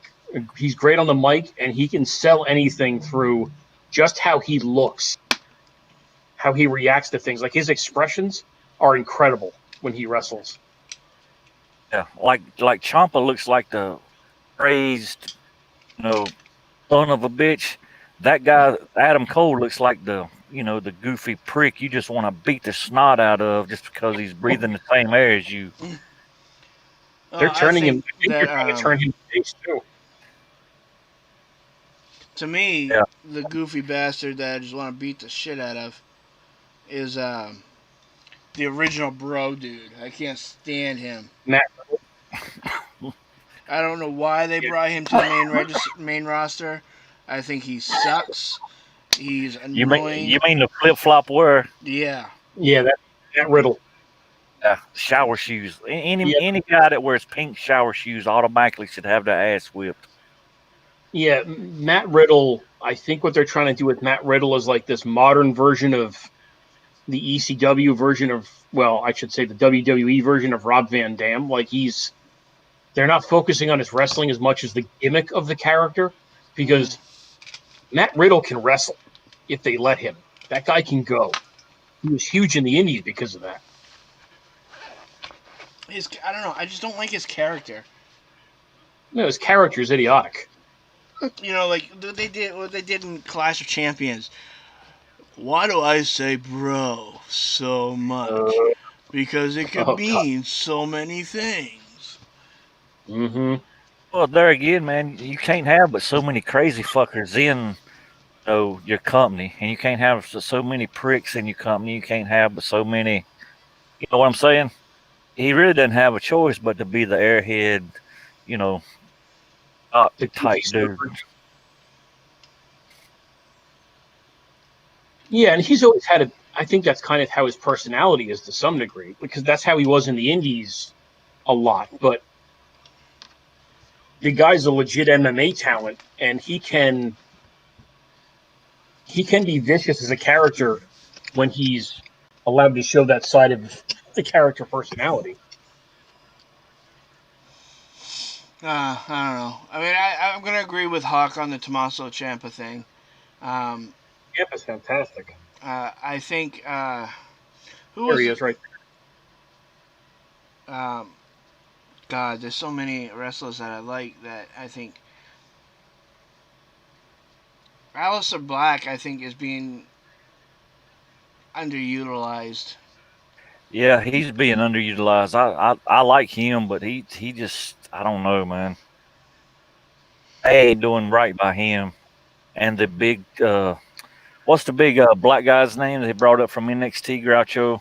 Keith Lee. Yeah, see, man, they Keith fucking Lee, him up.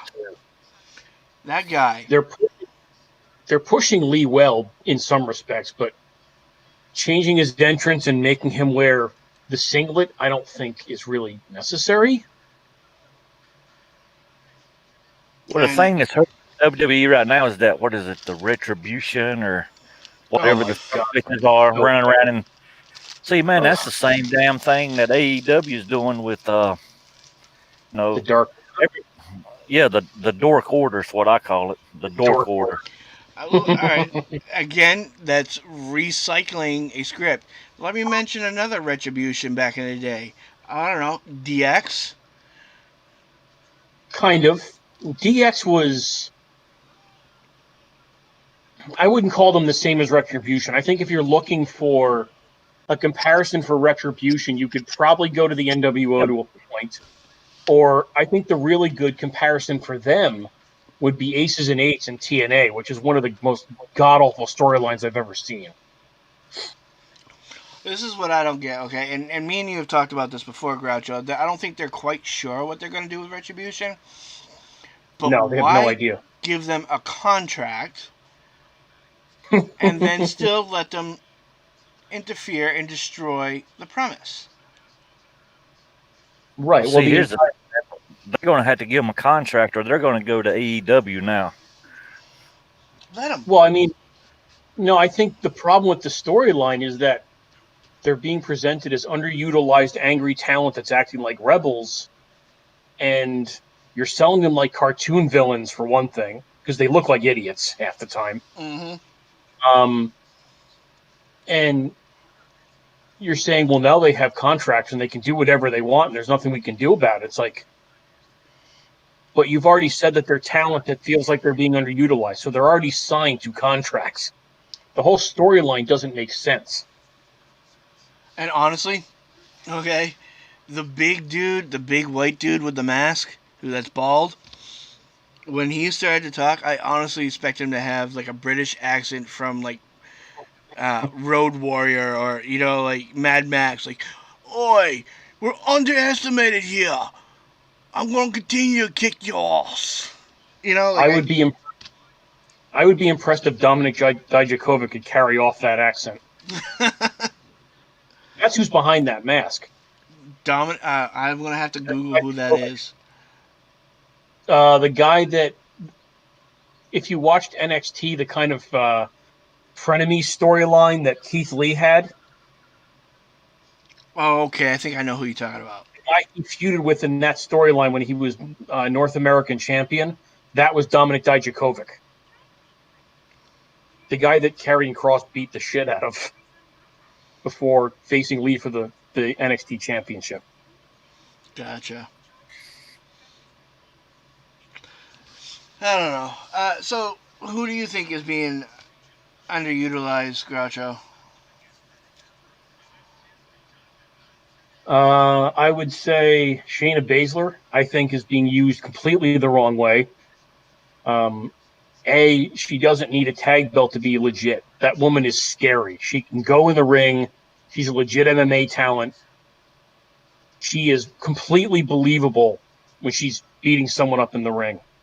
And to put a title on her she doesn't need and pair her with Nia Jax, who couldn't wrestle her way out of a wet paper bag in a rainstorm, is just a complete waste of her ability. I think Nia Jax should be shit canned anyway, but. Or at least sent back to developmental. Yeah. Mm-hmm. Because she can't, she's too dangerous. She hurts almost everybody she wrestles. Like, Nia Jax, that's the big old bitch, no? yeah, yeah. The Rock's cousin. I will never ever fat shame anybody because I'm fat myself. As But am I. the reason why she's so fucking clumsy and hurts people in the ring is her size. She's not lean. She's not fit. She shouldn't be in the ring. It's that she's not athletic. She's not coordinated enough. She don't know her job is what is the problem. I mean, that's with anything. Well, If you because don't know your job, then why the hell you got it for? right, she was brought up too soon. Dusty Rhodes was a big fat guy who could go in the ring and was considered one of the safest workers in the history of the business. Yeah, the main goal is to do this and keep the other ones safe as long as with you. But if you can't do that, then why the hell do you got a job for? It don't make a damn if she's 600 or one gravy biscuit away from being the size of a Toyota Camry. I mean, If you can't do your job, you don't need to have it. I mean, that's just with everything. Right. Sure. Well, I think part of the reason she still has the job is because The Rock is her cousin. I think that helps. But Well, I think they like her look, and she could work as a monster heel if she could actually work. Right. yeah. What was that? What was that big black girl's name? Yeah, she was a big old girl. Uh, Was Awesome Kong? oh yeah, she's great. She can Yeah, go. yeah. That's a big old girl. I mean, I know. I don't want to wrestle her. Oh, look at another. Oh, if you want to go about female wrestlers that are underutilized, Jimmy Snuka's daughter. There, she was pretty big bone, Tamina. but she could wrestle. Tamina's a very good wrestler. The problem with Tamina is she has absolutely no personality. Well, do the same thing. Well, fuck. You know what? Brock Lesnar had no personality, and they got him over. Well, they got Brock over because he had no personality. That's how come they stuck him with Paul Heyman. Although you got to admit, after I think it was what 3 or 4 years ago when he did his whole beatbox Brock phase, where he would carry the Money in the Bank briefcase like it was a an old school Oh, boombox. Jesus That shit was Christ. hilarious. Yeah. Yeah. He You know, could be I've when he. watched a few specials about him where WWE tries to humanitize him and get people to like him, and those documentaries did him no favors because he Well, he's a nice guy. no, he's not, and he's like I watched they just recently had an interview with him in well, it was an old interview, but the WWE Network just aired it. Was him with Stone Cold Steve Austin during the podcast, and he flat out goes, "Oh yeah," he goes. Stone Cold asked him, was he the type of kid that got picked on, or was he the type of person that picked on people? He thought, "Oh yeah, I used to pick on kids. I thought it was hilarious." Yeah, That's not hard to believe. but See, that's what I'm saying. Why are you gonna? If your natural personality is to be a prick, and fuck, let your character be a prick. Well, he usually is. Well, I know, but I mean, I'll give Brock credit for one thing though. When he's motivated to get a guy over, there are few in the business that do it better than he does. Like his match with Daniel Bryan, even though he beat Daniel Bryan, he sold him like he was a world beater, and it helped keep building. It helped to keep build Bryan's mystique, like how he keep hitting him with the suplexes and hitting him with the multiple F5s, and Bryan would keep kicking out, and Brock would have this look on his face like, "What the hell do I have to do to beat this guy?" Whereas when he's facing someone he doesn't want to sell for, it's probably one of the most boring matches you're ever going to watch. well, it's So, also probably one of the quickest. oh yeah, it's not going to last more than 3 minutes, 3 or 4. I think that's what aggravates me the most about Brock Lesnar is that he is talented. He is a natural athlete, Oh yeah, but the liberties that they give this guy is just ridiculous. I think one of the best things that he did also recently was to help get Keith Lee over when he came out at the Royal. Was it the Royal Rumble? I'm thinking of. Um, yeah, yeah, Remember the paper? I think it might have been the Royal Rumble because they all have that really long walk to the ring during the Rumble, and Lee's music came on, he walked out, and Brock sold him as a legit threat. His eyes got wide, and he kind of had this holy crap smile on his face. And at one point, you see him go, "That boy's a big motherfucker." yeah, I remember seeing that. And they didn't pan away from him fast enough to avoid. It was very clear what he was saying. Right, and he like Keith Lee, he's another wrestler that I think can go very very far. I mean, he is a big motherfucker who can fly like a fucking lightweight. He is fast and That, dominant. yep. yeah. See, I mean, that's what you need. That's what you need to be pushing people like that. I mean, They Randy are Orton, taking a ten couple of times. stumbles. I'm Yeah, done with I mean, Randy Orton's story. I really am. yeah, I mean, that's what I was about to say. I mean, how many times? I mean, Shawn Michaels super kicks you off the damn ambulance. What? Who else is on there? Christian dumps them on the caterer's table, which messed up some pretty good steaks with no ketchup there, Groucho. And what else?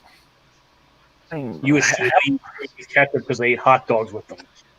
oh well. Anyway, I mean, how much more shit can you do to him? And you still just barely Right. get him in the ambulance, only for Ric Flair to be driving the motherfucker. I mean, come Mm-hmm. on, man. Yeah, that match was a little bit overproduced. Yeah. But then again, that circles back around to the whole Claymore. Like everything that Drew had to do to beat him, and it took one Claymore to beat him. Yeah. Well, speaking of being overproduced, okay, that's the one thing that WWE has been doing lately because of this COVID bullshit. Um, that I have ruined matches that I really look forward to. For example, the John Cena Bray Wyatt match. I love that match. That match was fucking brilliant. What the fuck was? I felt like I took a trip of acid, and John Cena was fighting himself through most of the thing. Well, I think that was kind of the idea to some degree, but I thought that match was fucking brilliant. How they did that, because that That wasn't so and match. what was the one that the Undertaker was in too, where they produced that? The One last against AJ. ride. Yeah, Yeah, with that one AJ was pretty good Styles. too. That one was Mm-hmm. very well done. I mean, granted, I would have loved to have seen a real match between them for his last match, but it was very well produced. I will say that. Oh yeah, Well, they did half the job with it. well, I think they're going to start allowing fans in now, aren't they? Well, now they got the WWE Thunderdome, which is Oh yeah, where you got a bunch of fucking Awful TV name cameras. for I it. mean, It's an right. awful TV. name, interesting concept. I think it's funny that they have a lot of rules to be able to be on that TV camera. So this is Well, what I'm. yeah, Instead of doing the Thunderdome, why don't you go back the way it was? They just rent a television station. Just put like 200 fans in the stands, keep them separated, the mask on and everything. Just produce it like they done the old, the 1980s wrestling in the damn TV, whatever, you know. I've heard rumors that they're not going to be in that facility that much longer, but I don't know if there's a hard cutoff date for that that's been mentioned yet. Well, yeah, I'm not sure. I haven't heard much about it. I do like the idea of them behind. I mean, honestly, I think it was better before the Thunderdome because you didn't have the piped in crowd noises, which are clearly they're off. Like you could tell it's artificial crowd noises. I liked it when they had the wrestlers standing around behind the screen, behind the plexiglass. I like that much better. Well, they still do that with NXT, I think, right? I'm not sure. I don't watch NXT as often as I should. Well, we'll find out tomorrow night. Well, you'll find out. I'll be streaming. Fair enough. I don't watch NXT that often, but I guess I could watch it later on the network. It wouldn't surprise Yeah. me none if NXT outdrew Raw and the other one. I think they're starting to. I really do. The NXT wrestlers are more entertaining than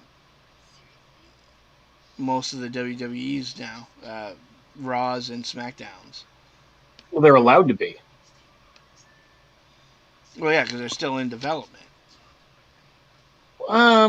Kind of. Some of them are, yes, but I don't think they see NXT as their developmental per se anymore. I mean, it is in the background, but I think they treat it like an actual third brand now, like it's its own thing. And I think it works better in a ring sense in some ways because it has more of an indie feel to it. They're allowed to wrestle more their style rather than Vince's style, if you will. Well, I don't think Vince is writing NXT. I think No, he's that's not Hunter. No, Hunter. yeah. Yeah, Hunter is. See, he was taught by Bill Kowalski, wasn't he? Yep. See, that's an old school wrestler. I mean, he's trying to sell and you know keep somewhat kayfabe. He's going They old school. That's part of the problem is wrestling's lost a bit of that carny feel that it used to have. Oh yeah, well, like I said, once you know the magic trick, there's no sense of watching. You know, how I wonder how the hell he done it. Well, I already know. Well, fuck, I ain't gonna watch it no more. Yeah, that does hurt the mystique a bit, doesn't it?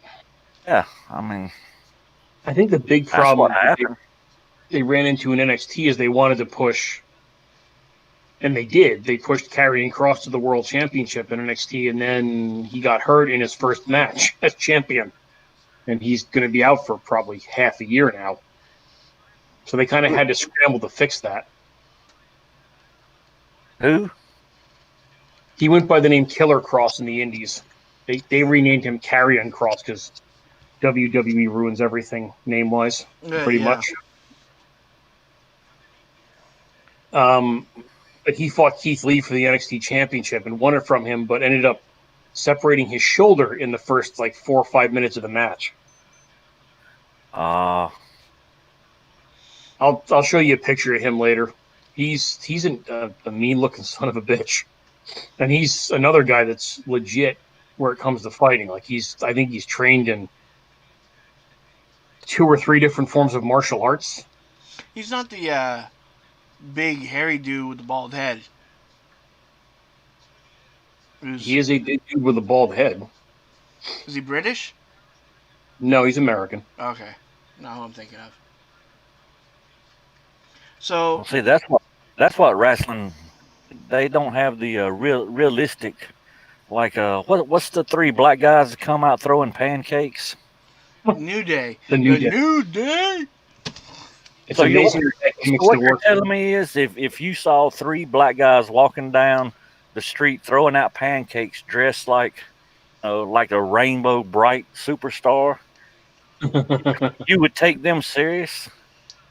I mean, hell, I chunk Jello squares at their ass for crying out loud. And I think that's why Big E is having a hard time at it, being a serious solo wrestler right now.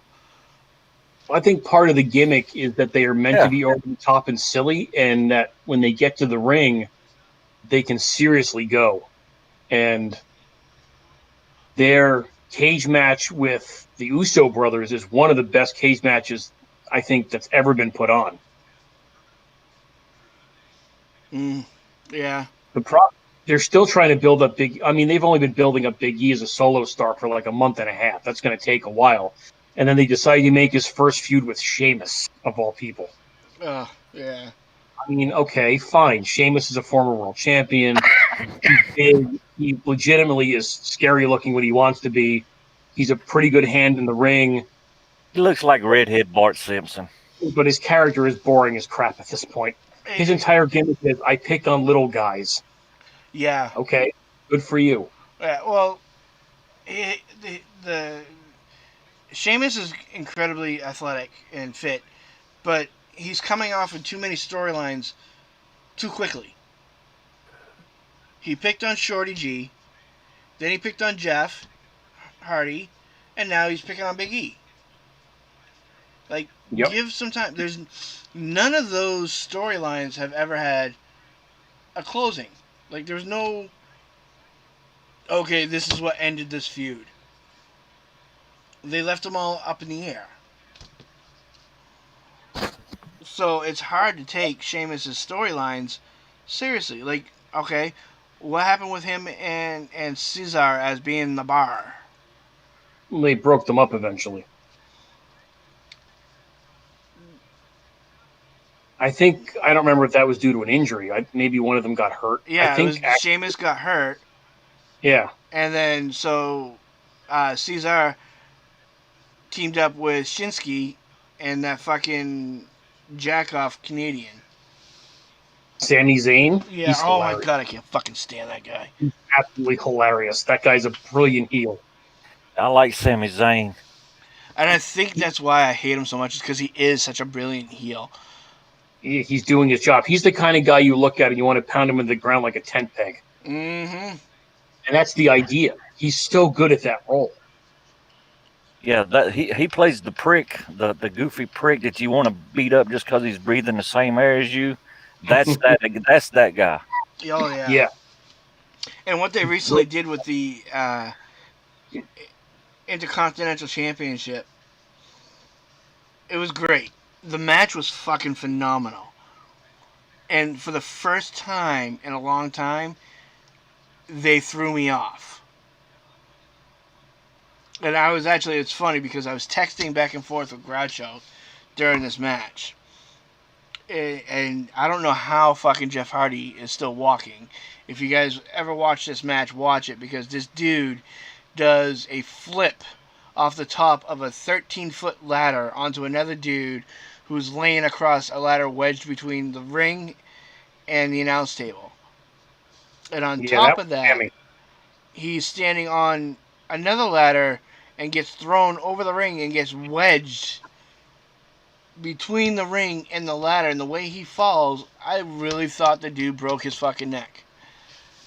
Yeah, that had to have been a botched spot. There's no way that was planned that way. And then to handcuff the ladder to his fucking ear. Oh my god. Yeah. Well, that's the thing about Sammy. He's actually a smart chicken shit heel. He's not.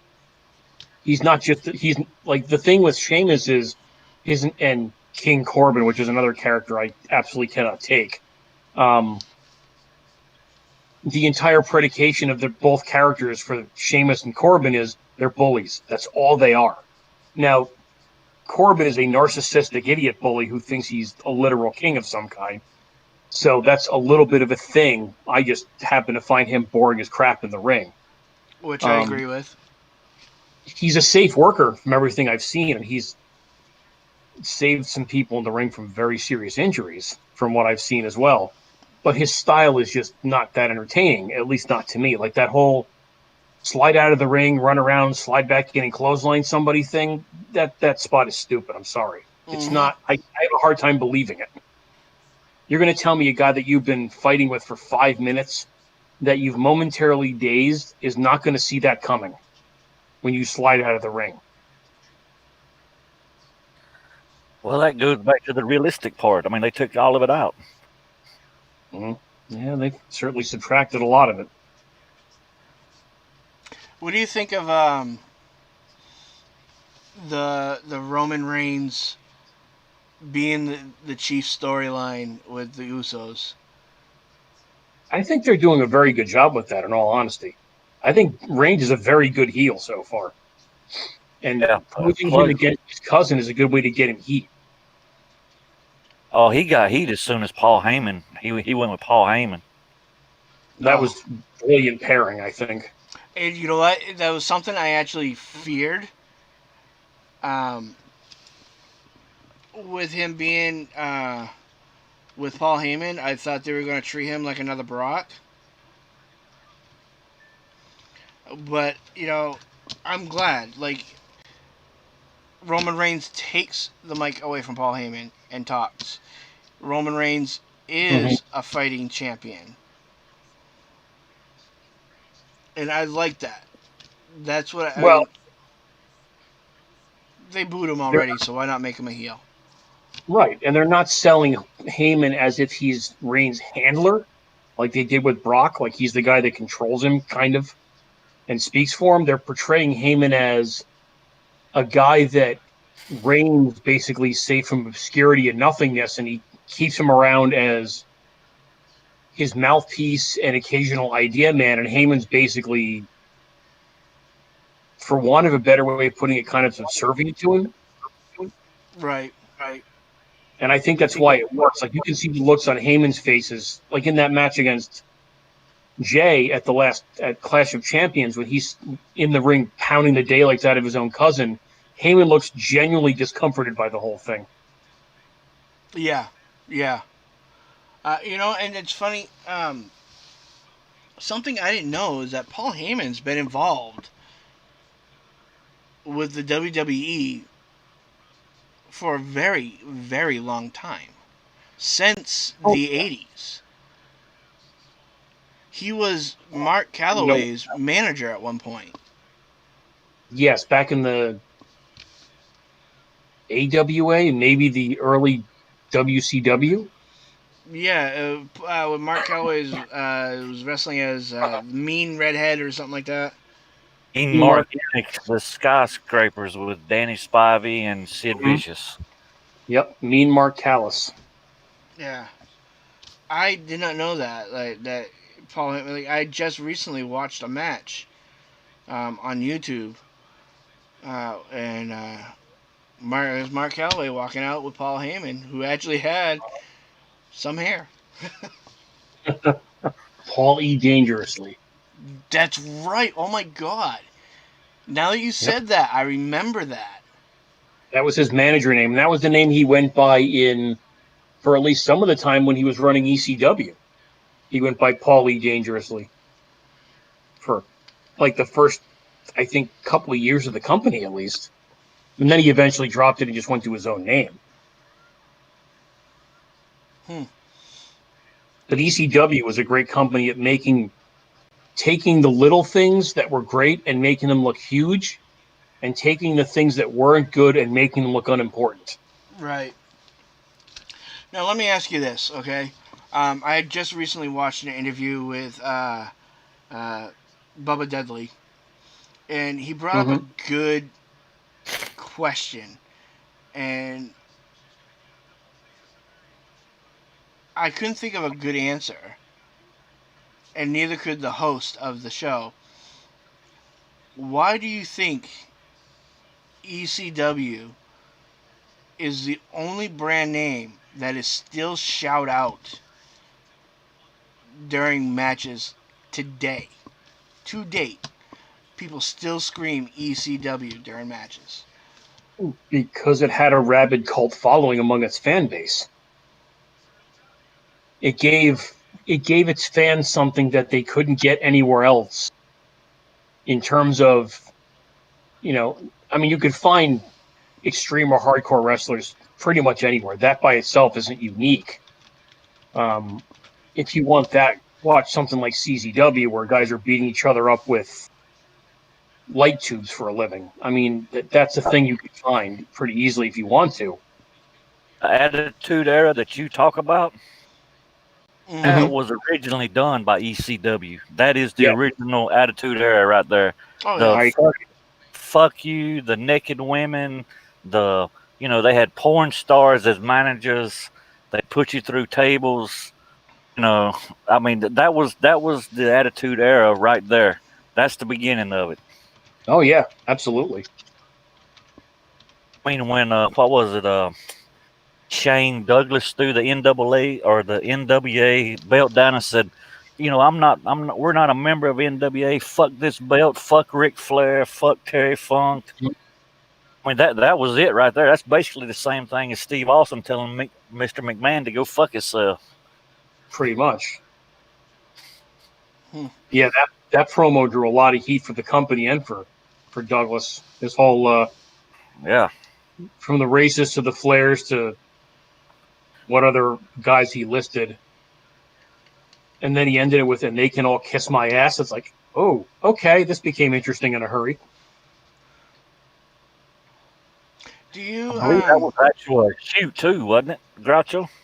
It was, yeah. So what happened with that was the only two people in the building that knew it was going to happen, I think, were Heyman and Douglas.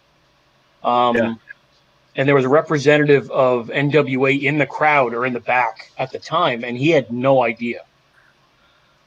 So he was obviously, I think, understandably, somewhat perturbed by that occurrence, and basically told Heyman, you can't treat our belt this way. You can't treat the NWA this way. If you're going to behave like this, you're not going to be a member of the NWA and the National Wrestling Alliance. And Heyman just kind of shrugged down and was like, all right, we're going to do our own thing. That's where the chant holy shit" come from Mm-hmm. too. Yep. You got to start there. Yep. Yeah, that right there is the beginning of the Attitude Era right there. What was that woman's name that used to get power bombed through the table in a thong? Francine or some shit like that. Yep. Seen that happened to her a lot. Yeah, I mean Tommy Dreamer. Uh, what was it? Mikey Whipwreck. Tommy Yep. Dreamer, man, that guy was an intense wrestler. He Best still is. one was Raven. Yep. Raven, Raven. I remember his career was very, very short lived. I liked Raven a lot. Nobody knew how to handle Raven except Heyman. That was the problem. WCW sort of did him right with Raven's Flock. Mm-hmm. That helped get Billy Kidman over. It helped get Canyon over because Canyon was a big part of that. It helped get Perry Saturn over in WCW, Perry and Saturn, oh my God, he was a great wrestler. he was. And they also used him to help get both DDP and Goldberg over with the fans too, because they both had lengthy feuds with Raven over. I think Goldberg was for the U.S. title, and I don't remember what Raven's feud with him was for, or DDP's rather. But the thing that got DDP over was not joining the NWO. DDP, man, that's a name I haven't heard in a while, man. I used to love watching him. He had some of the best promos ever. He was such, and to come out at such a late age and be as successful as he um, was amazing. Yeah, he didn't start wrestling until he was in his mid-30s. So, What he a manager though? At the beginning? Diamond Dallas Yes, he Page. started. Yeah, he started as the manager for Hall and Nash actually as what do they call it? I think his stable Diamond was Stud, wasn't it? yeah, he was the Diamond Stud, and the stable was the Diamond Exchange or the Diamond Mine or something like that. Just a throw off of old Jimmy Garvin and Precious. So we actually Yeah, have a watcher here who mentioned a wrestler that I'm not sure about, and I thought maybe you could answer it. Kiwi. What did you think of Kiwi? if they're referring to the wrestler I'm thinking they're referring to, he was also, I think, maybe part of Raven's Flock in WCW. I noticed that I remember the name. I don't really remember the wrestler that well. Mm. Another wrestler I think from the WCW area, and actually I think they more wrestled in TNT. You just saw his picture up there, Vampiro. He's got such a sad story, and they actually they just did a documentary on him. That dude has so many concussions that he can barely even walk straight now, but is still very much involved in wrestling. Well, that's a sure sign of you don't know what you're doing. I mean, there again, it goes back. If you don't know how the hell to do your job, then you shouldn't be doing it. I think what it was with him is that he was not. He put caution to the wind. He was one of those guys that would take a chair shot and not put his hands up. You know, Mm-hmm. he's back in that era. Like he was an extreme dangerous wrestler, and also Well, wrestled in Japan and took a lot of hits in Japan as there you well. go. I mean, he was a dangerous wrestler. If you don't know how to take the shots or don't know how to give them, you probably shouldn't. You probably shouldn't be doing this. I mean, I think he was one of those guys that started out as a backyard wrestler with ICP back in the day. oh yeah. Well, see that I don't even count that, man. Fuck ICP. Oh, come on now. They're one of my Yeah. favorite bands. You're not down with the Clowns? Come on. Oh, those guys. I've never been a fan of their music, but I will admit the first movie they did was so stupid it was funny. Big Money Hustlers. I love that Yep. movie. That movie is so awful it's entertaining.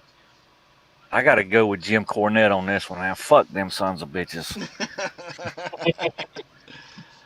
Homies, that's a great song, Curdy. Man. I have a couple of friends from college, and we still joke about that movie because we watched it as a group one night. I think I was a junior in college, and we still the whole Magic Ninjas thing. That's still a running gag for us 20 years later. I mean, listen, for rap stars, you have to give them credit where credit is due in the history of wrestling. They started the whole backyard wrestling thing. They got so popular with it that they actually got a video game and was tried to be drafted by the WWE. Oh shit, man! Me and my brothers used to backyard wrestle when we was kids. Hell, I think they were important part. But let's get back to storylines today, going on right now. Um, what do you think about the Bailey and Sasha Banks storyline going on? And for those of you that don't know, since Groucho can speak so well, he could tell you about the storyline as well. It's nice to be a repository of useless information. Bailey and Sasha as characters, and in real life, actually, have been friends since developmental, years and years and years ago. And although they came up from developmental differently, Sasha came up as a bad guy, a heel. Bailey came up as babyface, as a babyface could be. And it worked for a while, but WWE managed to screw that one up too. At one point, they legitimately were thought to have the female John Cena on their hands, which shouldn't have been anything that should have ever been screwed up. But fast forward to now, and they've been setting up this slow burn story arc with the two of them for probably a good, I don't know, 3 years at this point, 2 or 3 years, where they've been tag partners or had been tag partners for a while, or were always, for want of a Thick better as term, thick. thieves. Yeah, exactly. They were always with each other. They were always helping each other with matches, all that kind of stuff. And they were obnoxious, smarmy heels that everybody hated. Uh, I can't remember what the Golden Role Models was the name they gave themselves, which if that's not a pat yourself on the back heel name, nothing is. So they slow burned this story for a couple of years. And finally, a few weeks ago, although they were both heels, Bailey turned on Sasha, beat her down, injured her. They did the old chair around the throat shtick of trying to break somebody's neck with a chair. Sasha disappeared for a few weeks, came back and attacked her. Bailey re-injured her, so Sasha was gone for another week. And then they've been slow burning toward this big blow-off match between the two of them for years, which is supposed to happen this week. Although I don't think it's going to work out that way because it would make no sense to waste that blow-off on a regular TV match when that really should be at the top of a pay-per-view card. I don't know.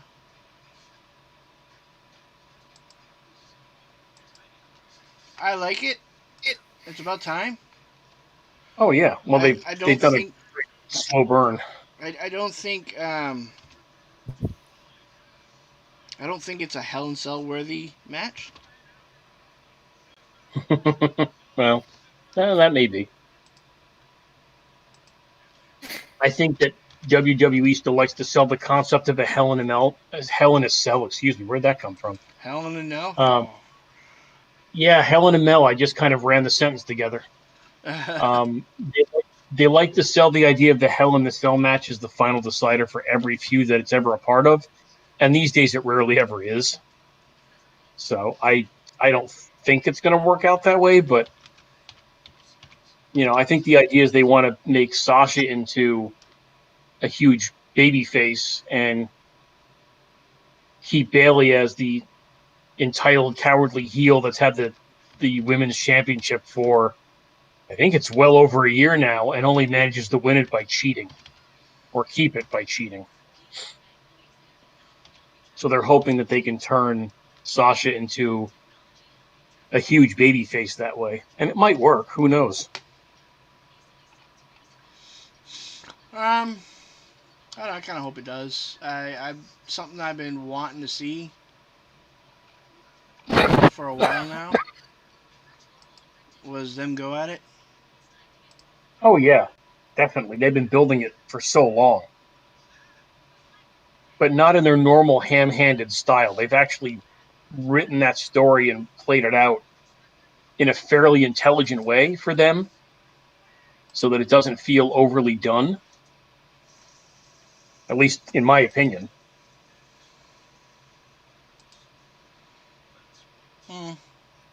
It's just subtle enough not to be too cheesy. I don't like the storylines. The only reason I'll be watching it is because Bailey's got a nice ass, other's got a nice set of pectoral muscles. Pictorial muscle. There you go. Nice technical term going there. I, I, Nice save, Dalton.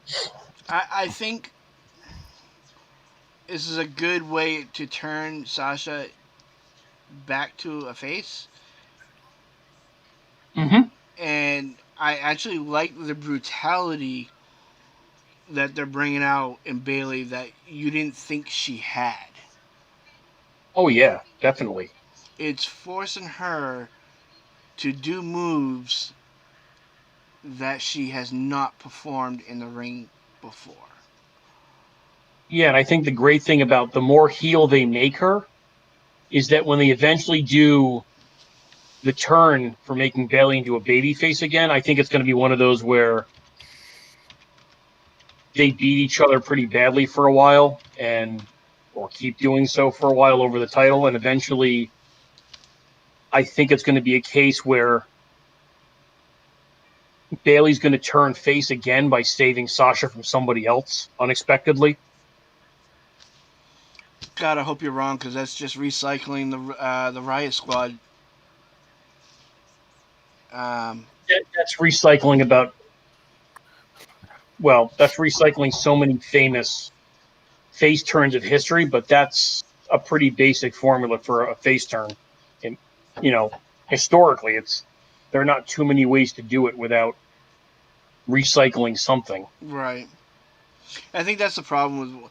That could be the problem with wrestling is that so many things have been done. It's pretty much all been done.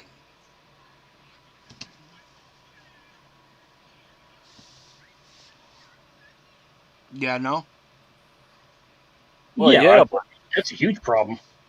but after 50 years of them doing it and getting it right, now all of a sudden, 50 years later, y'all do it and get the fucking shit wrong. I mean, hell, the other ones wrote you a script for it. All you had to do was follow that.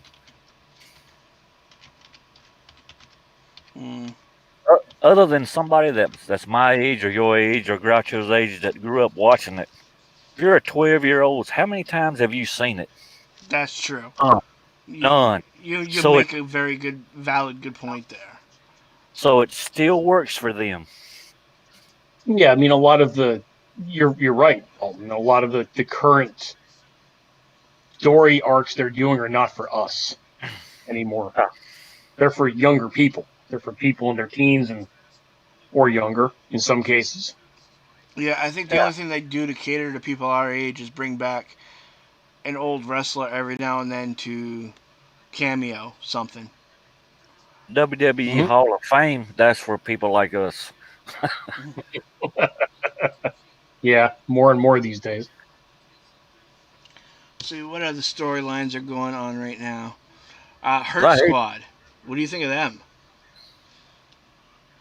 Which one? The Hurt Squad or Oh, the Hurt Business. The Hurt Business? Yeah, they call them Squad. They're a little squad of cheerleaders patting each other on the back and circle jerking each other in the locker. I think What what is they have to make up their mind what they want that group to be at this point. the best thing about that is what's his name finally is showing some emotion. Uh, Bobby Lashley. Bobby Lashley. Bobby Lashley. Oh, Yeah. I just can't fucking stand that guy. Now there's a talent there. That guy could be brutal. He's fast. He's a powerhouse, Mm-hmm. and He has he a plays such a background in MMA. perfect asshole. I can't stand it. He does play a good heel. The one thing that Lashley does that I absolutely cannot stand, and he's not the only one that does it this way, is how he does his spear. That spear type where they roll through it at the end. Yeah, I hate that. That absolutely drives me insane when I see it because it takes so much away from the move to me. Like part of the reason a spear works as a move is because it looks like it really, really fucking hurts. And when you roll through the end of it, it takes something off of that. yeah. I think what is it? It was only Edge and Goldberg who looked like when they speared, they were trying to spear through you, Well, that was not the Mm-hmm. only good move Goldberg had. I mean, tackle and hug you. You know. I think Roman does the same. His spear's really good too, I think. I think Roman spear is more like a clothesline to the gut. Fair. Yeah. Roman Spear kind of reminds me of that friend who's trying to run and hug you, but is just a little too rough with it. Yeah. Ah, Goldberg looked like he was trying to put you about 7 rows in the stands. yeah. Yeah, he I mean, definitely did. I don't know if that's because he was green or maybe he just sold it like that. If he did, that was the awesomest thing he done. Other He's shit, always just solid, if you will. yeah. He and Rhino. Rhino has a great spear too. Oh, Hell, Rhino was a good one. he was whatever happened to him. I don't even. He was a great wrestler. He's in Impact Wrestling now. He's Is kind he? of a borderline. Yeah, he's kind of a borderline comedy act at this point. Oh, what a shame. When he came up in ECW, he was legitimately terrifying.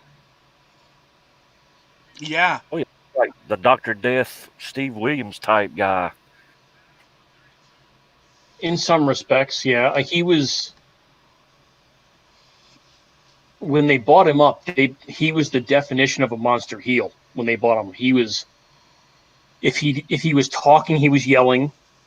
If he wasn't hurting people, he wasn't happy. And when he was in the ring, it was full throttle all the way. I'm in here to kill you, and that's that. And it was believable when he did it. Kind of reminds me of Ryback. Oh, I Except could, he's a better wrestler than Ryback. I couldn't stand that guy. Supposedly he's going to be coming back, but I think not so much. Why? I mean, hell, he wasn't worth the shit. He's not coming back to WWE. He's thoroughly burned that bridge. Mm-hmm. Well, AEW will take him. Yeah, somebody in the comments, who is that? Cynical Siege. Yeah, he said that. Yeah, his Superman punch. Yeah, it don't sell either. No, no, I've seen the I think what also is so bad about that is that the camera people don't know what angle to fucking do it at.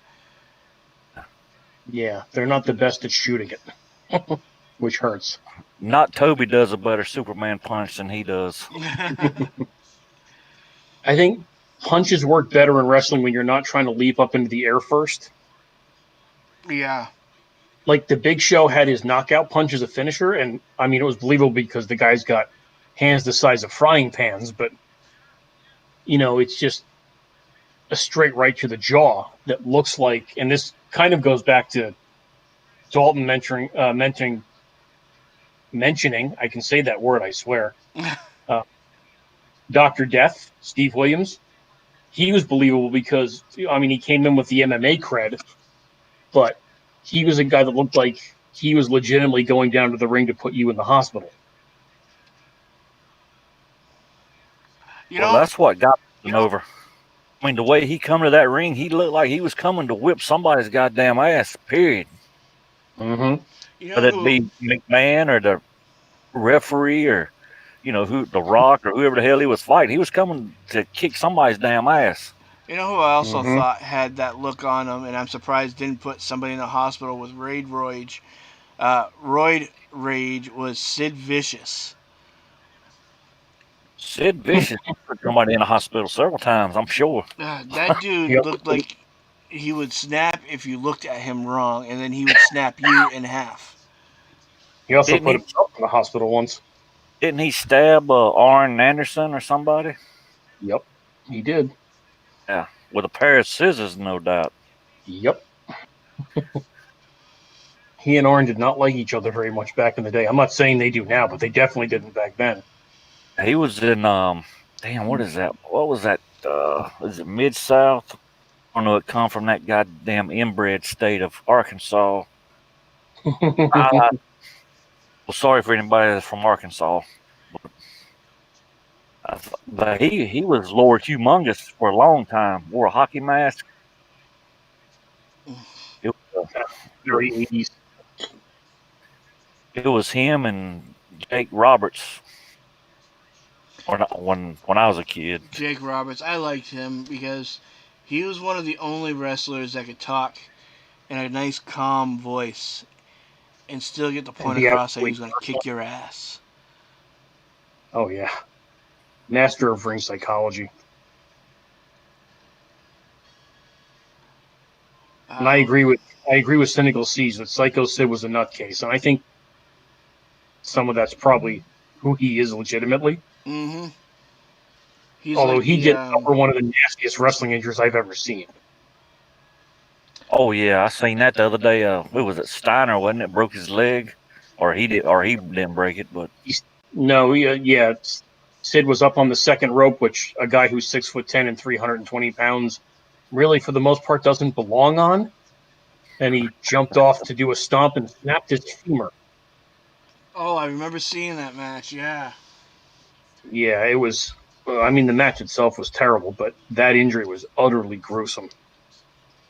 well, there again, man. If you don't know your job, you probably shouldn't be doing it. Well, the same thing happened to Brock Lesnar one year. Somebody had given him the advice to get up on the top rope and headbutt somebody who was laying down, and he missed by like a good foot and smacked his fucking noggin right off the mat and gave himself a concussion. Yeah, you're talking about his match with Kurt Angle where he tried to do a moonsault. Yep. Oh yeah, yeah, yeah, yeah. Do, but he was so gassed by the time the match was over, and Kurt Angle was not properly positioned, so that he came up short by about a foot and landed on his head.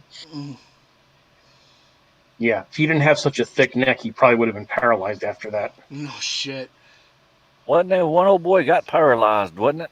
Uh, the one that used to throw up in the ring. What was his damn Darren name? Draws,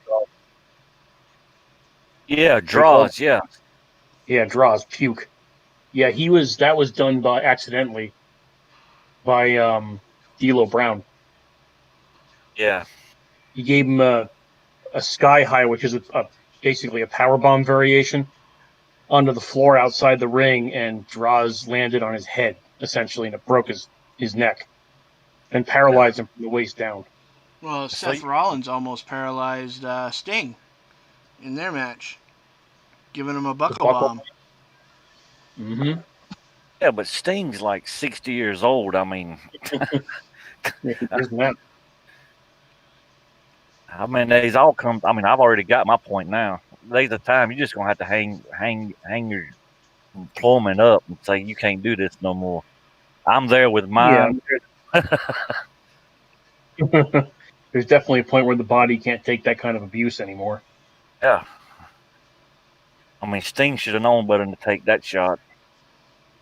Yeah. All right, so we're rounding up on the little bit past the 2 hour mark now. We started at 7:30. It's now 7:30. Wow, we're getting on the 3 hour mark. So I'm gonna say real quick, your dream match. Any wrestler versus any wrestler.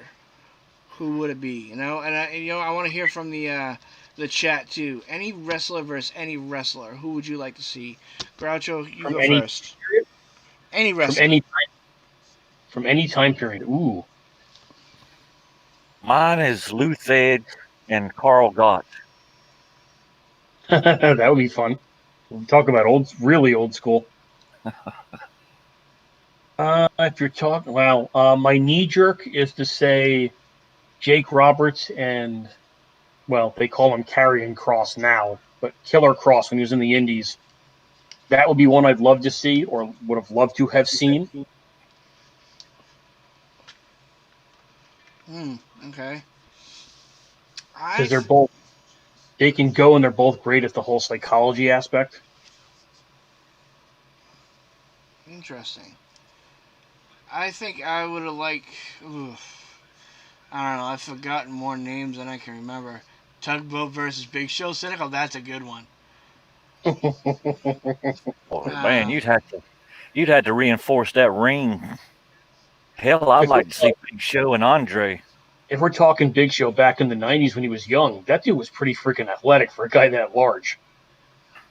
yeah. I'd like to see Big Show and Andre the Giant in a cage match. That would have been cool. I would like to probably see Eddie Guerrero Mm. versus Ricochet. Ooh, that's a great match, Mike. Two great high flyers, both Eddie very was athletic.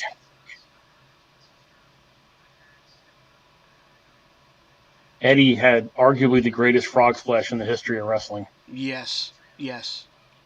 To this But see, day, I still critique anybody who does the frog splash. Like when Rey Mysterio, Dominic Mysterio does a frog splash, I get so pissed because he doesn't.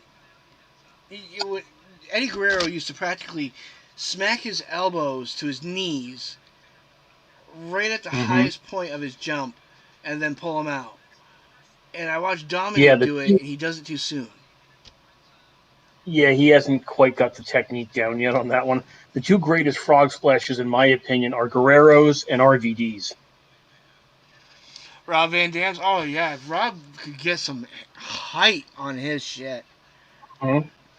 And back in the day when he was young or younger in his prime, he could leap halfway across the ring with it without Mm-hmm. any difficulty.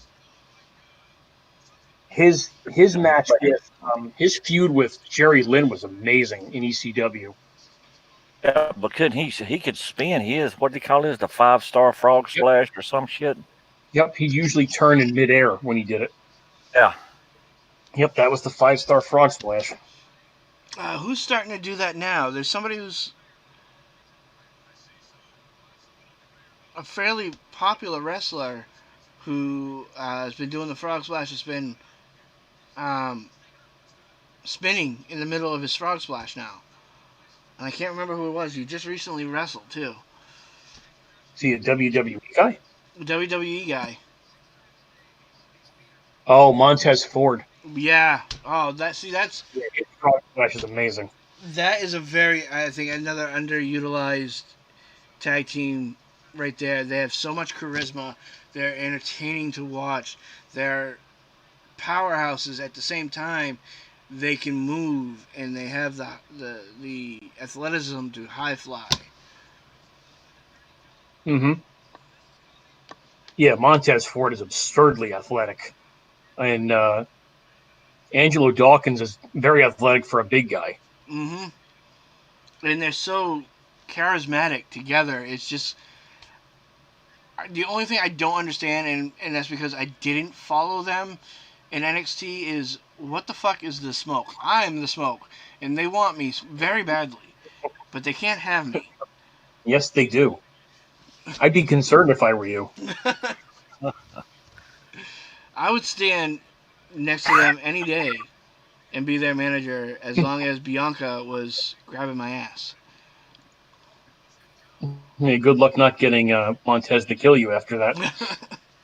I don't know. They look like the type of couple that would swing. Maybe. Who knows? Hell, Bianca could probably kick your ass on her own if she wanted to. Oh, I have no doubt, man. That woman's got fucking pecs the size of. Oh my god. That woman is jacked for a small frame that she has. She's incredibly powerful. Mm-hmm. And again, another under. I really thought they were going to do something good with her, as with the Prophets. Like I thought she was going to team up with them, and then she was tag teaming with what's her face. Um, Yeah. was it Liv? No, it No, was the other one. Ruby. Yeah, she teamed with Ruby for 2 or 3 weeks. Yeah, I thought they were going to do a really, really good by her, but she, I don't know, they haven't been doing much with her, which is a shame. Real quick, what do you think of the new Mandy with her tag team partner here? Dana Brooke, Yeah, Queen of the Restart. Queen of the what? Queen of the Restart. Yeah, Yeah, no thanks. I like Mandy just fine, but Dana Brooke bores the shit out of me. I think I was really hoping that once they broke Mandy and what's her face there, that she was either going to join Heavy Machinery and start her own solo wrestling because she is a great wrestler. Instead, they put her in a tag team right away, which I think is too soon. With somebody that does no benefit to tag with. Is it just me, or do you think Dana Brooke has a dick? I literally never thought about it. Next time she wrestles, watch. I think she's got a bulge down there. Okay, I'll take your word for it. Anyway, I'm usually too busy getting up to get a snack when Dana Brooke comes on the TV or take a piss break. so right now I'm going to turn to chat and say I hope you had a great time. Um, if you have suggestions for another episode, let me know in the comments below. Um, I certainly had an awesome time chatting with you guys. I don't know how. Kind of, I hope you guys enjoyed yourself. Did you? Absolutely. Oh Yeah. yeah, absolutely. Me and Groucho do this all the time. Yeah. I've had quite a few conversations like this. Well, hopefully there'll be many more to come. I'd love to have you guys back on again. Yeah. It's been a great time. Uh, I will be doing this once a month, unless it gets extremely more popular. Then I will do more. For those of you that came in really late, I'm actually going to do one more time. I'm going to show you the intro to the show because you missed it real quick. So, guys, hold on 1 second before we say our goodbyes.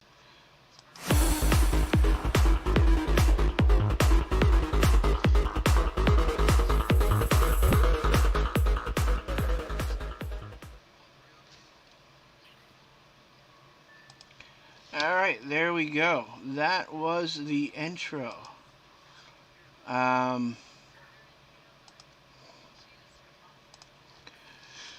Yeah, it was a great time, guys. I really appreciated it. Are you dabbing, Groucho? You, I you did. better not be dabbing. There is- Thank you for the invite, Mike. I would definitely very much like to do this again. Oh Definitely. yeah, I me mean, we too, don't have man. to talk about wrestling next time. We can talk about something else.